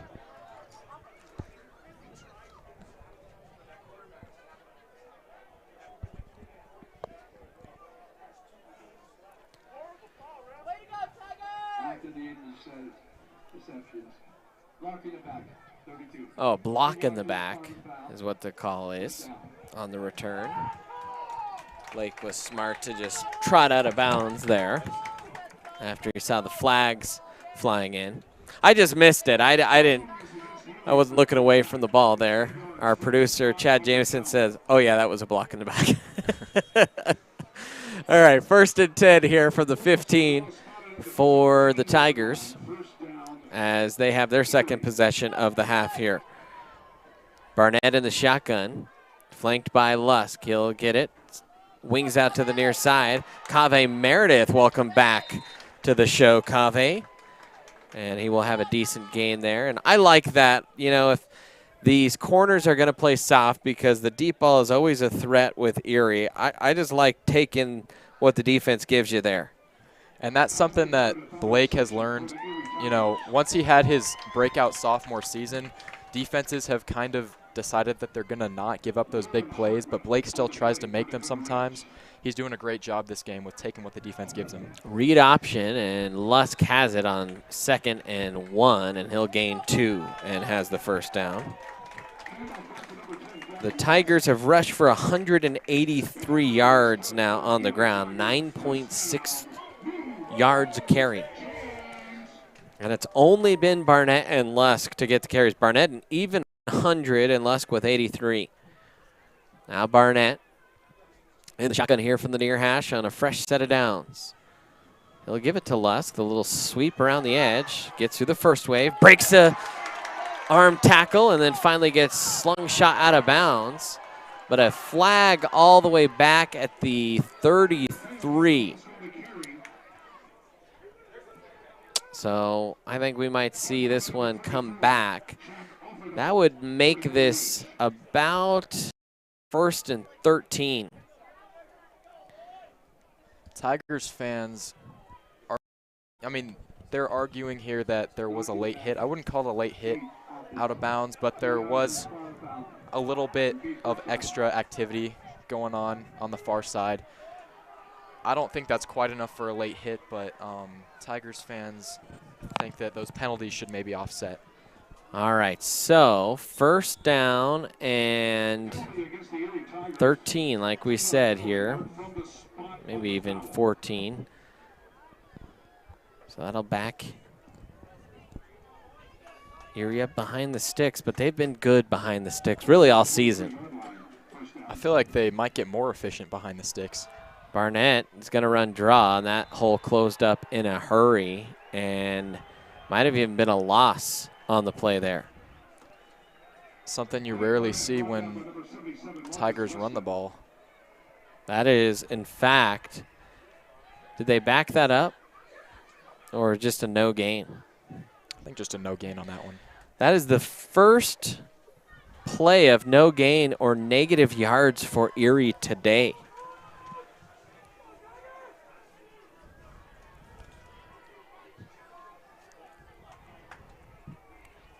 Barnett here on 2nd and long. He'll send Josh Levine in motion. Looking, fires the out route, and a bullet is thrown right to Alex Sweeney. That'll make it 3rd and manageable. And that will be about 2 yards short of the first down here. Sweeney's 4th catch of the day. He's got 35. Dakota Ridge loading guys into the box here, expecting a run play, showing blitz. Barnett peeking toward the sideline here. Blake will send Mason in motion. Heavier set here on the near side, and they're just going to follow behind those big guys. And good job in the hole there that time. But Blake Barnett, he's got a full head of steam. He's going to get 2 or 3 yards at will. See there, right there in the middle and kind of just standing his ground going, oh boy, here comes the pain. That is Patrick Petroni in there for the Eagles. Barnett will come up and he'll kind of check the protection here at the line. Deep set drop looking. Now he's flushed. Has to throw it away here. Good job by Blake that time, not trying to overdo it. And he'll throw it incomplete. But there is, is there a flag out there? It's on the far side of the field in the defensive secondary. So we're going to see a probably a hold here on Dakota Ridge.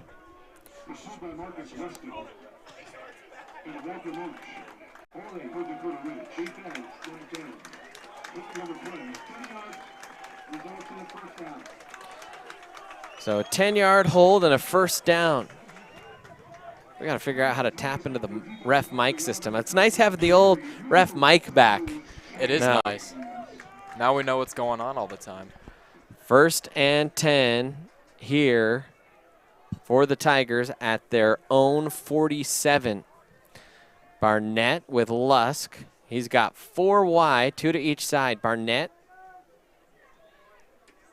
wanted to have a little check here. Now he'll send Levine in motion. It's a read option. He gives it to Lusk, who was yanked down from the shoulder pads. No gain there. Maybe half a yard for Gavin. You know, interior runs for the Tigers so far haven't been as effective as runs on the perimeter, which, you know, I understand keeping the defense honest, but if you're looking to pick up yards, I mean, you run Blake out to the far side, and he's going to pick up probably 5 yards at least. Dakota Ridge trying to adjust a little bit better here. The last 4 runs by the Tigers have all been less than 3 yards. Barnett in the shotgun here, takes the snap. He's going to follow it on the edge just like Ian ordered, and he has a convoy of blockers, and they say he stepped out of bounds all the way back at the 43. And that will be awful close to a first down. Man, I mean, that really was close. A couple inches away from a touchdown. And we're looking here on our replay. We can't see that from that angle.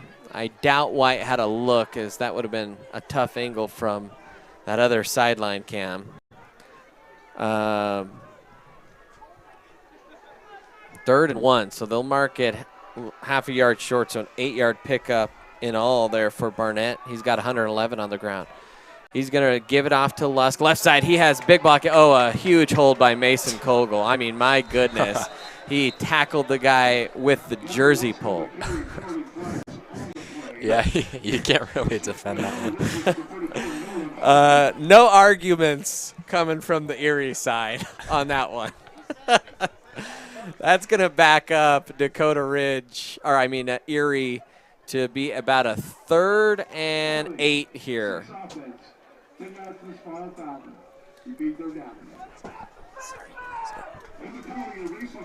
Trying to get you to come this way. So 3rd and 8 after the penalty. And that was a shame because that was easily going to be good enough. So 3rd down and 8. Tigers are melting some clock. Only a little over a minute left to go in the quarter here. No need to rush it for the Tigers. Yeah. You have 3 scores. Play clock at 5. There goes Sweeney in motion. Barnett looks down the field, stops, fires the deep out. It's juggled by Sweeney, and then he dropped it out of bounds. I think they're going to call that a catch, run, and fumble, but it was out of bounds, and so the Tigers will dodge a bullet there. Tigers with the out-of-bounds fumbles have really lucked out today. So a big gain there when it's all said and done. There's been a lot of fumble luck for both teams here today. Yeah, lots of fumbles and no turnovers. So, I mean, I'll take that, I guess. I think that was all, when it's all said and done, was about a 37-ish yard pass. We'll have to go back and look at the, let's see. Well, we'll run this back on our own YouTube stream. We can get an official number. Barnett will take it, fires the near side to Levine, makes a man miss, and Levine down the sidelines up to the 8-yard line. So a pickup there of 10 from Barnett to Levine. Levine and Sweeney, two tall, lanky guys, but they just make people miss all the time. You know, I don't know how Levine got those extra 4 or 5 yards there, but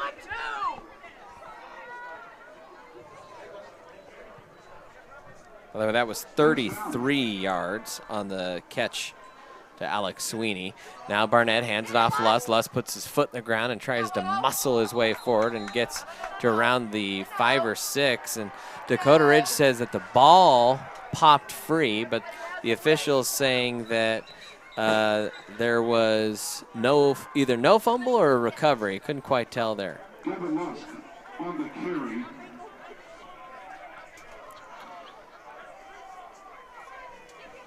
First take for Dakota Ridge was number 34, Noah Hartman.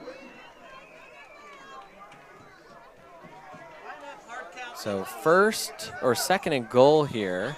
They're trying to reset the play clock. They did. The ball spotted just outside the 5.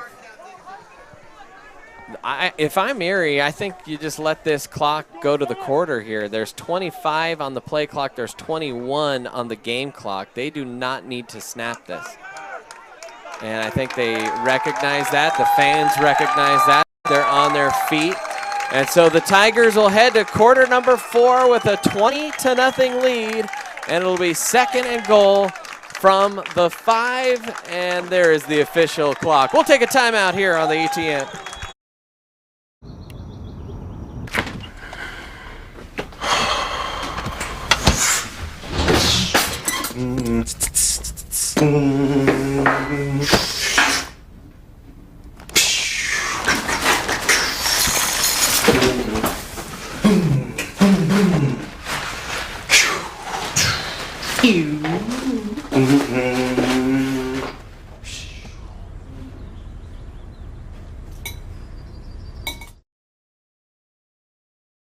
Do you have a plan in place for your family's future in the event something happens to you?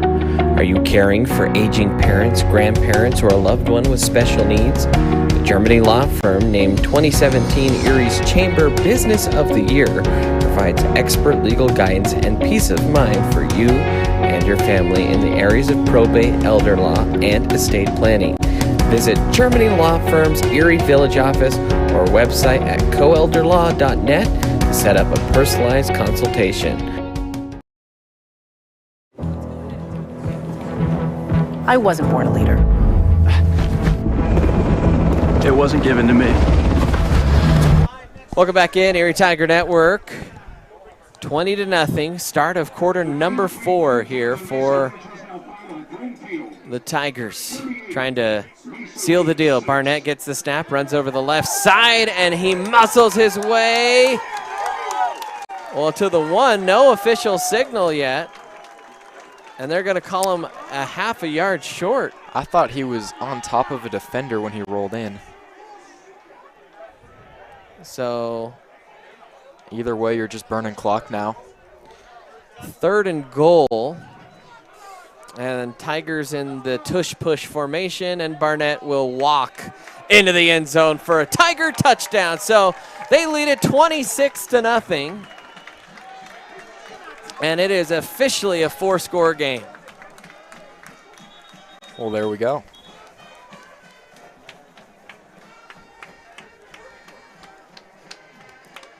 Timeout, an official timeout. Someone is down for Erie in the end zone. And that looks like, man, I don't know what's going on, but it's not. It looks like a leg cramp even, because I think Jackson Kogel was down there trying to stretch out whoever's on the turf, and now the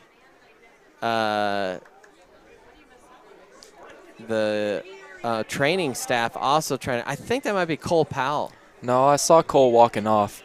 He's Okay. in that huddle down there on the field walking back out. That could be Cash Rhodes. No, it's not. Or Cade Koblenz. Could be Cade. That's who Chad seems to think it is, and he's usually got a pretty good eye for that. And Chad we trust. Yes. Yep. And popping up off the turf is Cade Koblenz. It looked like it might just be a cramp, though, so that's the good news. But a 1-yard touchdown run for Blake Barnett. And now the Tigers will go for 2 here to make it a 28-0 game. By the way, Montrose leading Windsor 20-7. Barnett, the deep drop, throws it wide open as Gavin Lusk, and the 2-point conversion is good. And that got Blake pumped up as he looks to the scoreboard, and the Tigers are firmly in control of this one.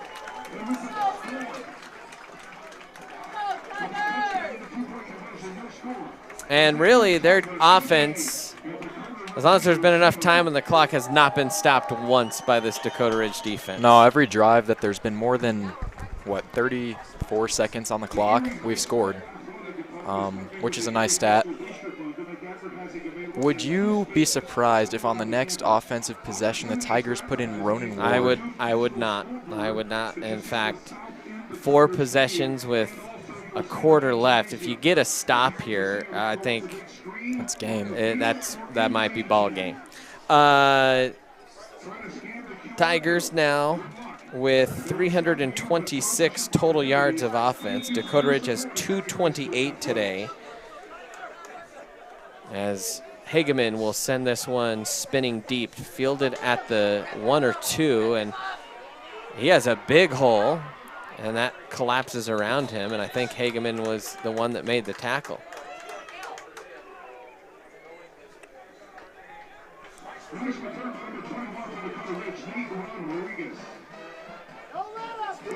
So this Dakota Ridge offense looking for answers. Palladino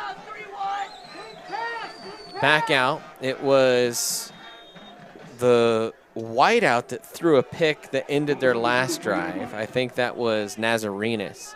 They'll send Nazarenas in motion. They'll give it off onto the far side, and the Tigers' run defense has started to rear its head here, as that was Stephen Price who will lose yardage on the play. A loss of 2. Loss of 1. Palladino looking, fires that deep slant, and Preston Terranova is going to get called for pass interference. That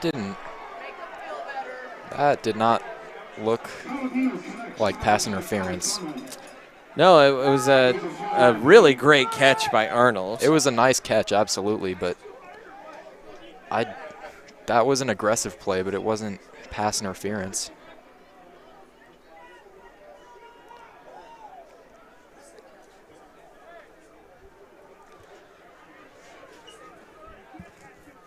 Preston always plays with an edge out there.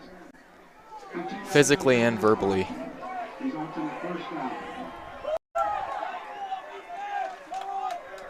And they'll tack on 5 more out there.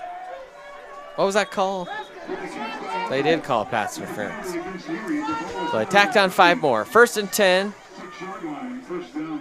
They'll motion the man out. They'll throw it to him, and that has not been a good recipe this game for Dakota Ridge. That time it was the flying Hawaiian, Noah Garcia. Oh, and look at that play by Noah, and the solid camera work up top by Austin Jameson. We finally got his stinking camera connected. We had to change his location, though. Man, that hit was fun to watch. I mean, and the fans yelling aloha. 2nd and 12 here. Reed to the edge. Almost could have called a hold there. Almost could have called a horse collar. Almost could have called a late hit. Not almost, but I don't think any of them were egregious enough. No. But a little bit of a play living on the brink there and a 2-yard pickup for Palladino. Jackson Calgo all over that run. Palladino only 42 yards rushing today, 113 through the air.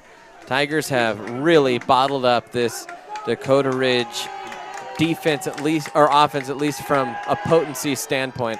And a screen pass, it was set up to be explosive, and you just couldn't connect too much pressure in the face of Palladino, and he couldn't hit his running back.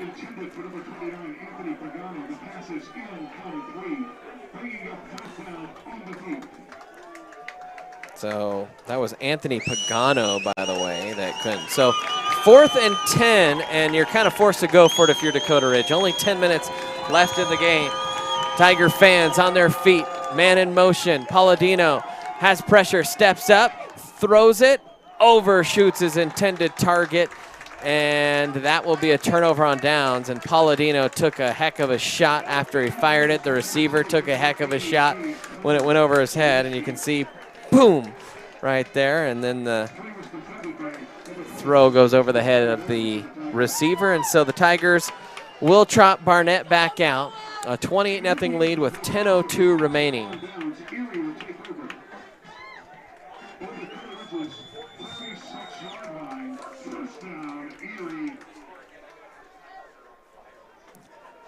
That might have been the best defensive series that we've seen from the Tigers all day. Barnett in the shotgun here with Lusk, and a timeout coming from Dakota Ridge. Timeout, 10:02 remaining. We'll take a quick timeout here on the Erie Tiger Network. I wasn't born a leader. It wasn't given to me.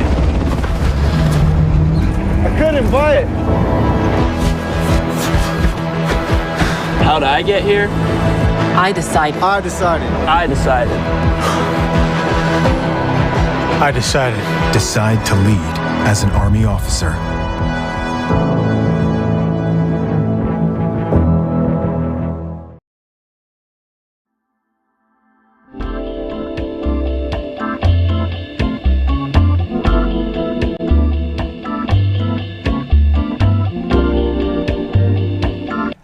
Welcome back in, Erie Tiger Network. 1st and 10. Barnett takes a snap. He's going to pitch it to Alex Sweeney on the reverse. Oh, man, he's got a lot of room here. Sweeney, had one man to beat. And he cut outside of the block. Still a good gain, but just couldn't quite get around that edge as that reverse was run to the short side of the field.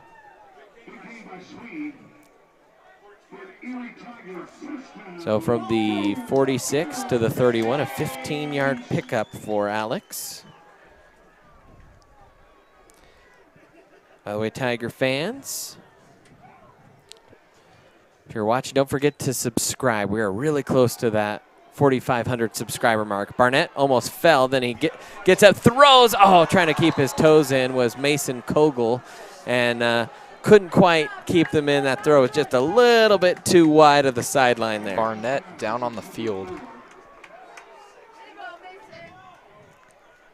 Barnett grabbing his left calf. And this is what we were talking about. I would not have put Blake out there this series. Game is over. Especially if you just run the ball. And Ronan Ward is more than capable of being a stalwart in the running game from the quarterback position. So 2nd and 10 here. Ward in the shotgun. He's flanked by Lusk. Ronan takes the snap, looking, fires the out route and overshot, and actually it's going to be an illegal man downfield. Man, what is the deal with the concept of RPO in this offense that our line can't just wait near the line of scrimmage?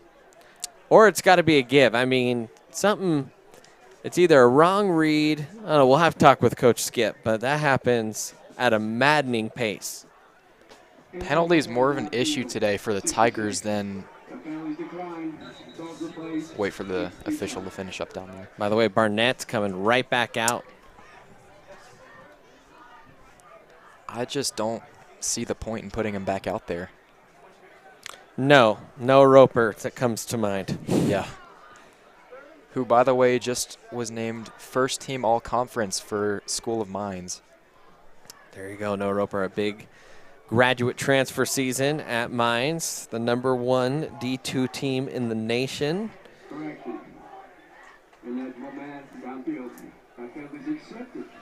All right, so actually Dakota Ridge decided to back up Erie. Instead of 3rd and 10, it'll be 2nd and 15.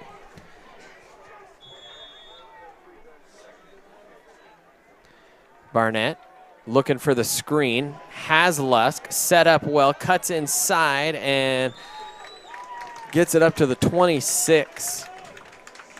10-yard pickup on the screen play. There's a couple of plays in space for the Tigers, and both look like they might go for bigger yardage than they both went. Yeah, I think following blocks a little bit might be the issue there. I mean, not complaining. Both of them have gone for, you know, decent yardage, yeah. Decent yardage, but it could be more. I think there hasn't been great following of blocks. 3rd and 5 here for the Tigers. Barnett takes the snap, looks, fires the deep in cut to Levine. It was just a touch behind him, and it went through his mitts. I'd imagine they go for it here. Pass intended for Josh Levine. Pass is incomplete. Clock stopped on the incomplete pass here, and Tigers will try and convert here on 4th and 5. I wouldn't be surprised to see another run to the outside. Just something on the outside, because the inside has been well defended. Here comes the heavy pressure. Barnett will float the wheel route. Lusk is wide open down the sideline, and he's shoved out at the 5. A well-designed call. The Tiger fans wanted a roughing the passer. And a 26-yard pickup from Barnett to Lusk. Geiger down there talking to Barnett, making sure he's okay. Barnett says, "I'm fine and I'm fired up." So 1st and 5 here. Tiger fans still incredulous.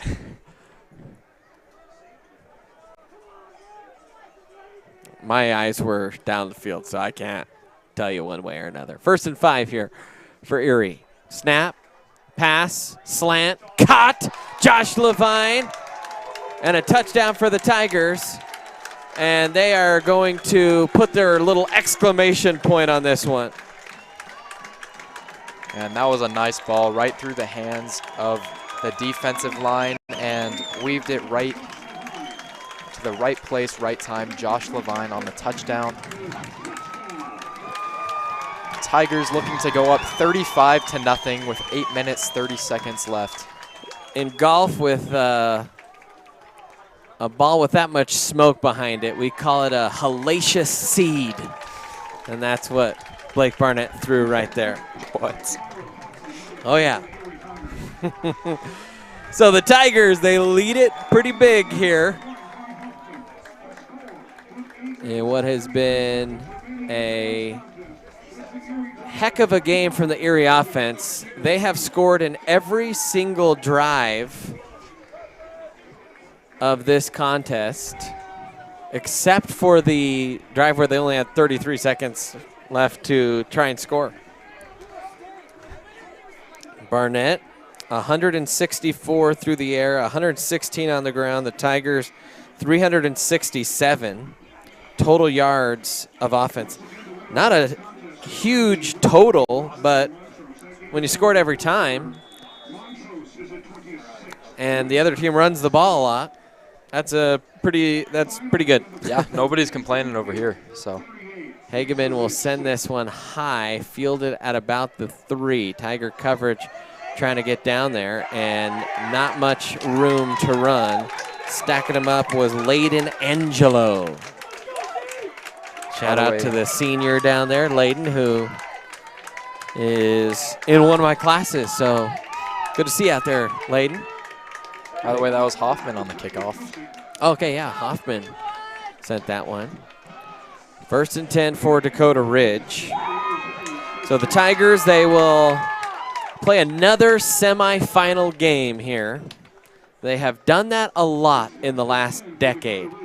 You go back to 2016, the Tigers played in the semifinal against Longmont here as the lower seed, and they won. That's back when the rules were a little bit different, and they went to the state championship.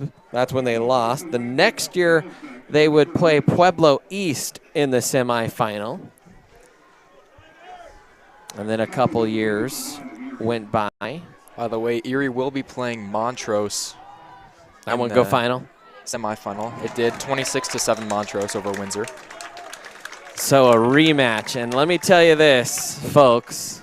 The Montrose fans, the broadcasters, the players, the coaches, they want Erie. They want them, and they feel like they've got a good shot. I think whoever wins that matchup probably wins state. All right. You heard it from Ian. I'm not going to count any of those chickens unless they hatch. As there's a decent run there. Late flag thrown. That one is back at the 25.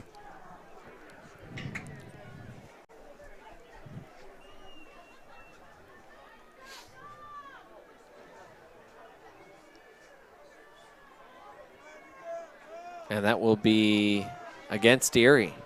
So they'll actually tack on to that. It was after the play, and that's on Dom Sema. We commented on his good sportsmanship last week, and so this week in class we'll have to make him do, well, there is no class. Good, lucky for him, there's no class. Timeout on the field, 7:23 left. We'll take a quick timeout on the ETN.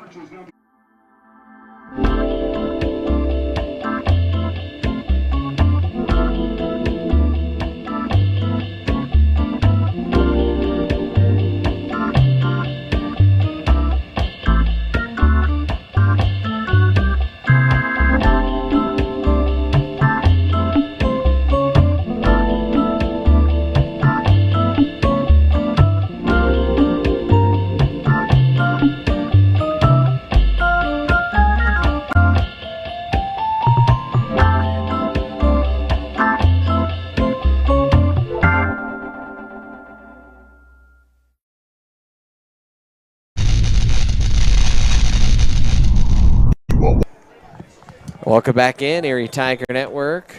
1st and 10 for Dakota Ridge. They'll set up the screen. They have misconnected all day on those, and they'll pick up 7 yards that time. So Tigers will get one more home game this season. It'll be next weekend. If you're wondering whether we'll broadcast or not, I have no earthly clue. The FHS owns the rights to the game. They were unable to secure a crew here today because, well, to be honest, I think other crews around the state that are independent contractors respect us and refuse to do the game. So thank you to those crews. That helped enable us to broadcast this. So, and we love bringing it to you for free. That's what we like to do here. So thank you to those who help enable that. And if you want to partner and help support our broadcast, you can click on the link in the description. Heck, a $10 donation, a $5 donation will help keep this stream for free for those that maybe don't quite have that in their budget, or just say, you know what, I want to continue watching this for free on YouTube. Now, no guarantee of the rights. We will be there one way or another. Might be audio, Might be video. We won't know till later this week. Snap, give, left side, and big hole there. And that's the best run of the day for Carlsbeck. In fact, that is the best run of the day for anyone in a Dakota Ridge uniform. A pickup there of about, shoot, I don't know, 17, 18 yards. So 1st and 10 for Dakota Ridge. Only 5:49 remaining. They're trying to quickly engineer a scoring drive. Palladino will keep, and he will get cut underneath from Carson Hageman. And Carson has been an outstanding player all season long for this Tiger team. And in fact, yeah, take a peek, Carson, 133 total tackles this year.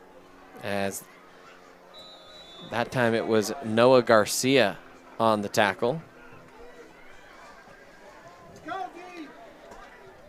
Carry on the play for Dakota Ridge was number 12, Landon Carlsbeck. So Carlsbeck. Was number 13, Noah Garcia. 9-yard carry. Palladino will give it to Carlsbeck again, following blockers, and he will walk into the end zone for a Dakota Ridge touchdown. That one from about 9 yards out. And the first score of the day for Dakota Ridge with only 4:50 remaining.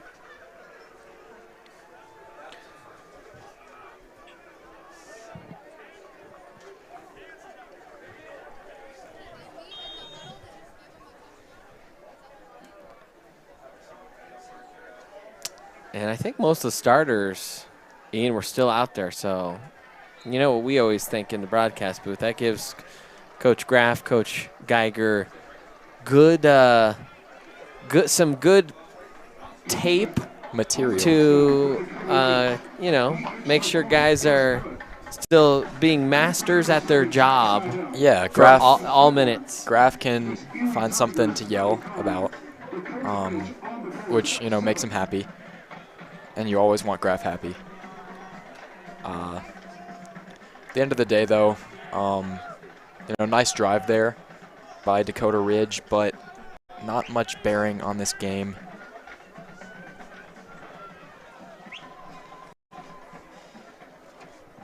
So I assume we're going to see an onside kick here from Dakota Ridge. No, Garcia got his gloves to join the hands team, and then Preston Terranova sent him back.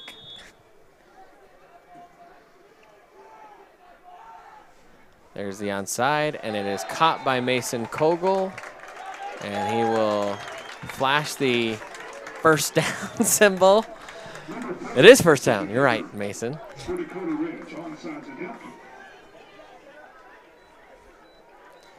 Ronan Ward out there this time for the Tigers. Ronan and Wyatt Walston into the game here for Erie. Wyatt's had a few really nice runs this year for the Tigers late in games. He had one run, I'm remembering, went for about 60 yards earlier in the season.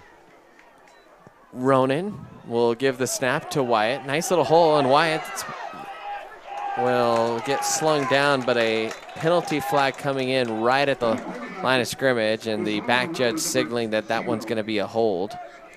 So that's going to come back.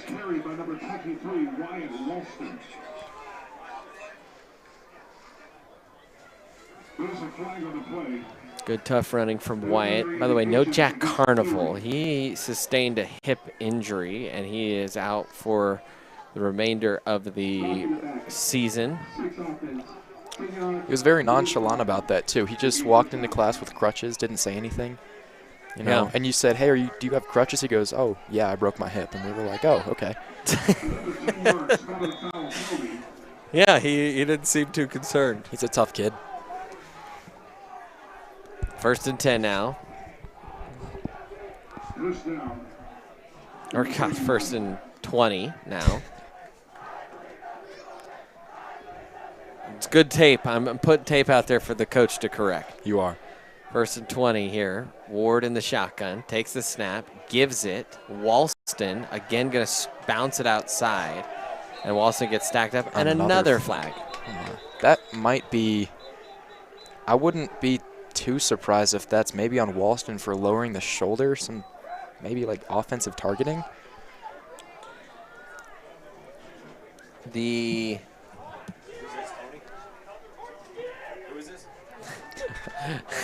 Tigers fans.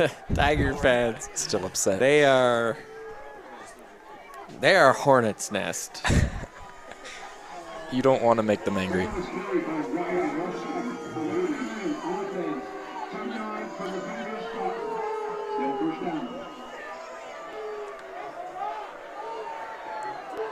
Carson Salter on the play for Dakota Ridge. Flying on the play against Erie.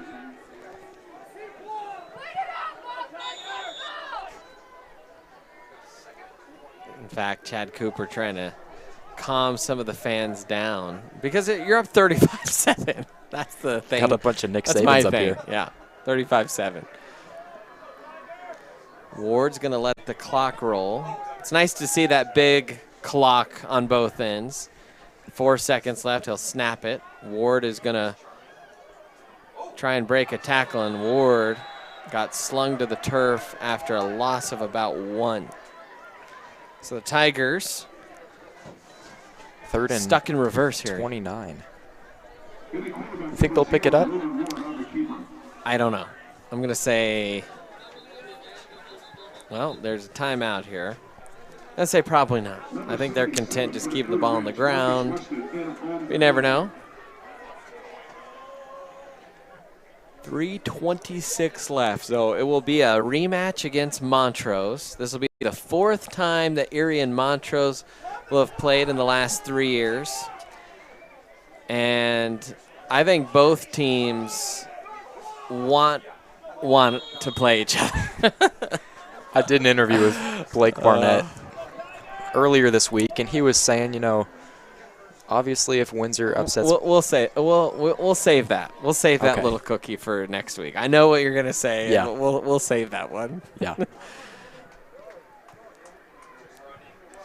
The snap and run to the right side, and Ronan Ward just trying to churn the legs forward, and a decent little run there by Ronan. And a late shove. Both fan bases kind of losing it. It is a 7-yard run from Ronan.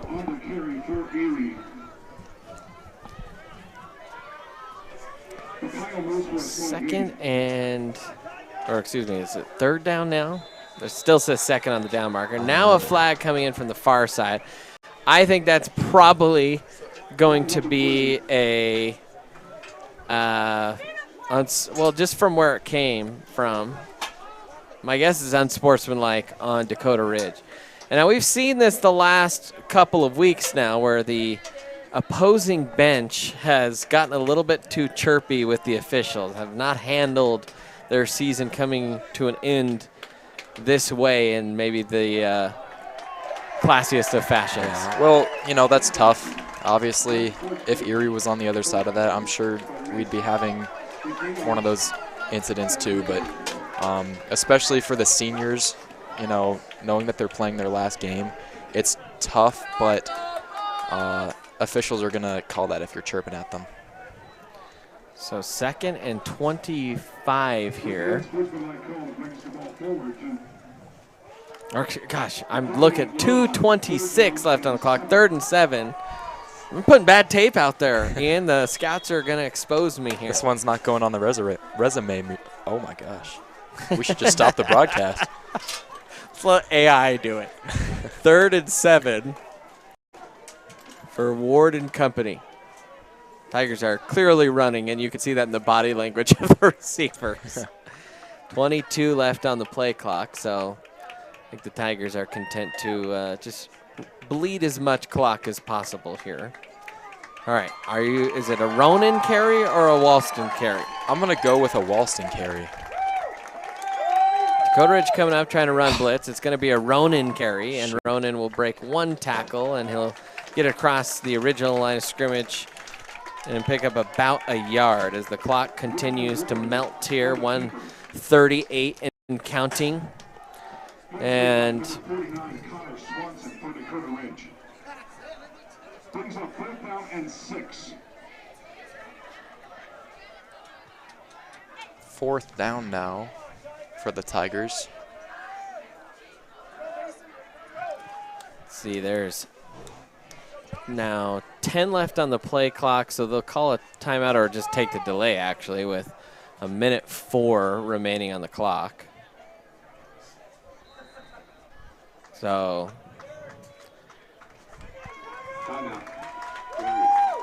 minute 3. Erie actually does call a timeout to preserve 5 yards, and they'll punt this one, I'm sure. Well, I'm sure there's no students in this week on the Erie Tiger Network, so you won't see a ton of pregame content next week. But what we will have a couple little, I think, Montrose-centric things to talk about on the broadcast. Once again, we don't know if they'll be audio only or if we'll have video or what the situation will be. If the Tigers do win, I can guarantee you Erie Tiger Network will have an audio-only broadcast. So the winner of next week will go to Canvas Stadium in Fort Collins for the state championship game versus the winner of the Broomfield-Palmer Ridge game. That one should be a really good game. I honestly am not sure because Broomfield is going to be way more physical than Palmer Ridge, I think. At least Broomfield's a physical team. Broomfield's also got some bigger dudes on their line as well. I think Tigers have to be prepared for a tough game. Oh, it's a fake punt here. Fake punt. Hageman is going to be short. About a 6-yard pickup. Just waste some clock, I guess. I think maybe the thinking there is if you pick up the first down, the game's over. What's funny is I think Hageman might have had the first down if he didn't lower the shoulder, if he just cut back a yard or so. Carson, I'm sure, has never seen a player that he didn't want to run over in the opposing team. So Dakota Ridge, first down. So 1st and 10, Palladino will end his career probably on this drive, or his season rather. Hope not his career.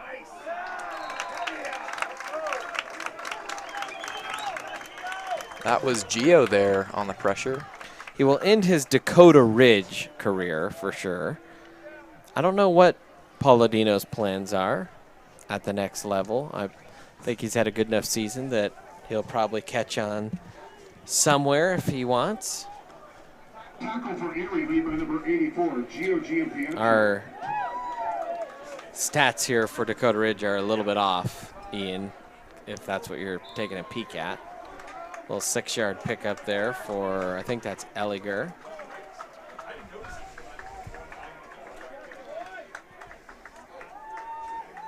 That was that last play.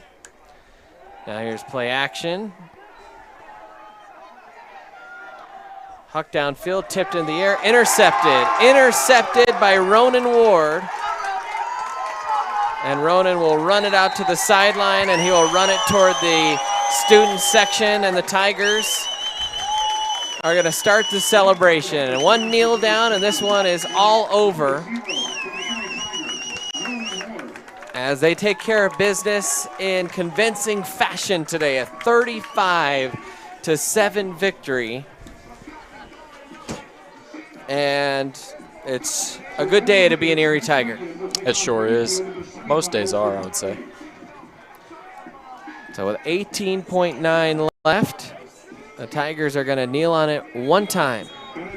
And Ronan Ward, who just got the interception, is going to be the one to do it here.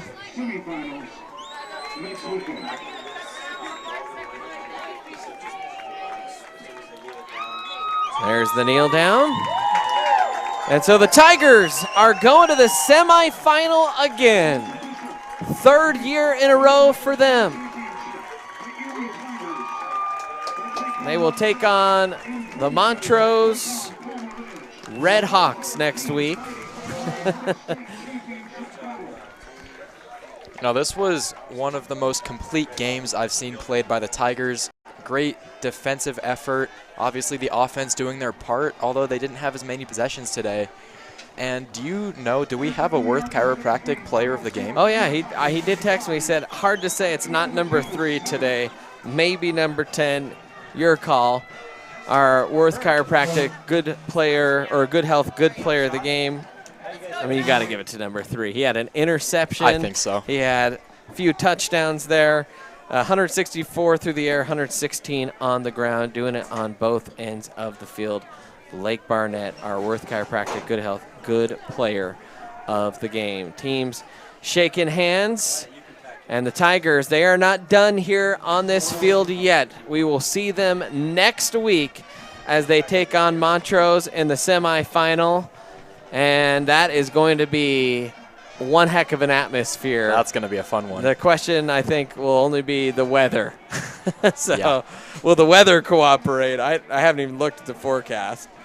But I'll tell you what, regardless, there'll be some heat here in the stadium, regardless of what the forecast says. As of right now, by the way, next Saturday is supposed to be a high of 33 with snow on Friday the day before. So it might be a chilly one. Wonderful. Out here next week. Well, one more time, the score 35-7. That's going to do it for our broadcast. Special thanks to Austin, who was running around like a chicken with his head cut off. Wyatt, our replay operator. Max, up top was Tony. Chad, our producer, and Ian with me as well. For everyone across the Erie Tiger Network, I'm Brandon Bird. Thank you for joining us. Until next time, Tiger fans, I'll chirp at you later.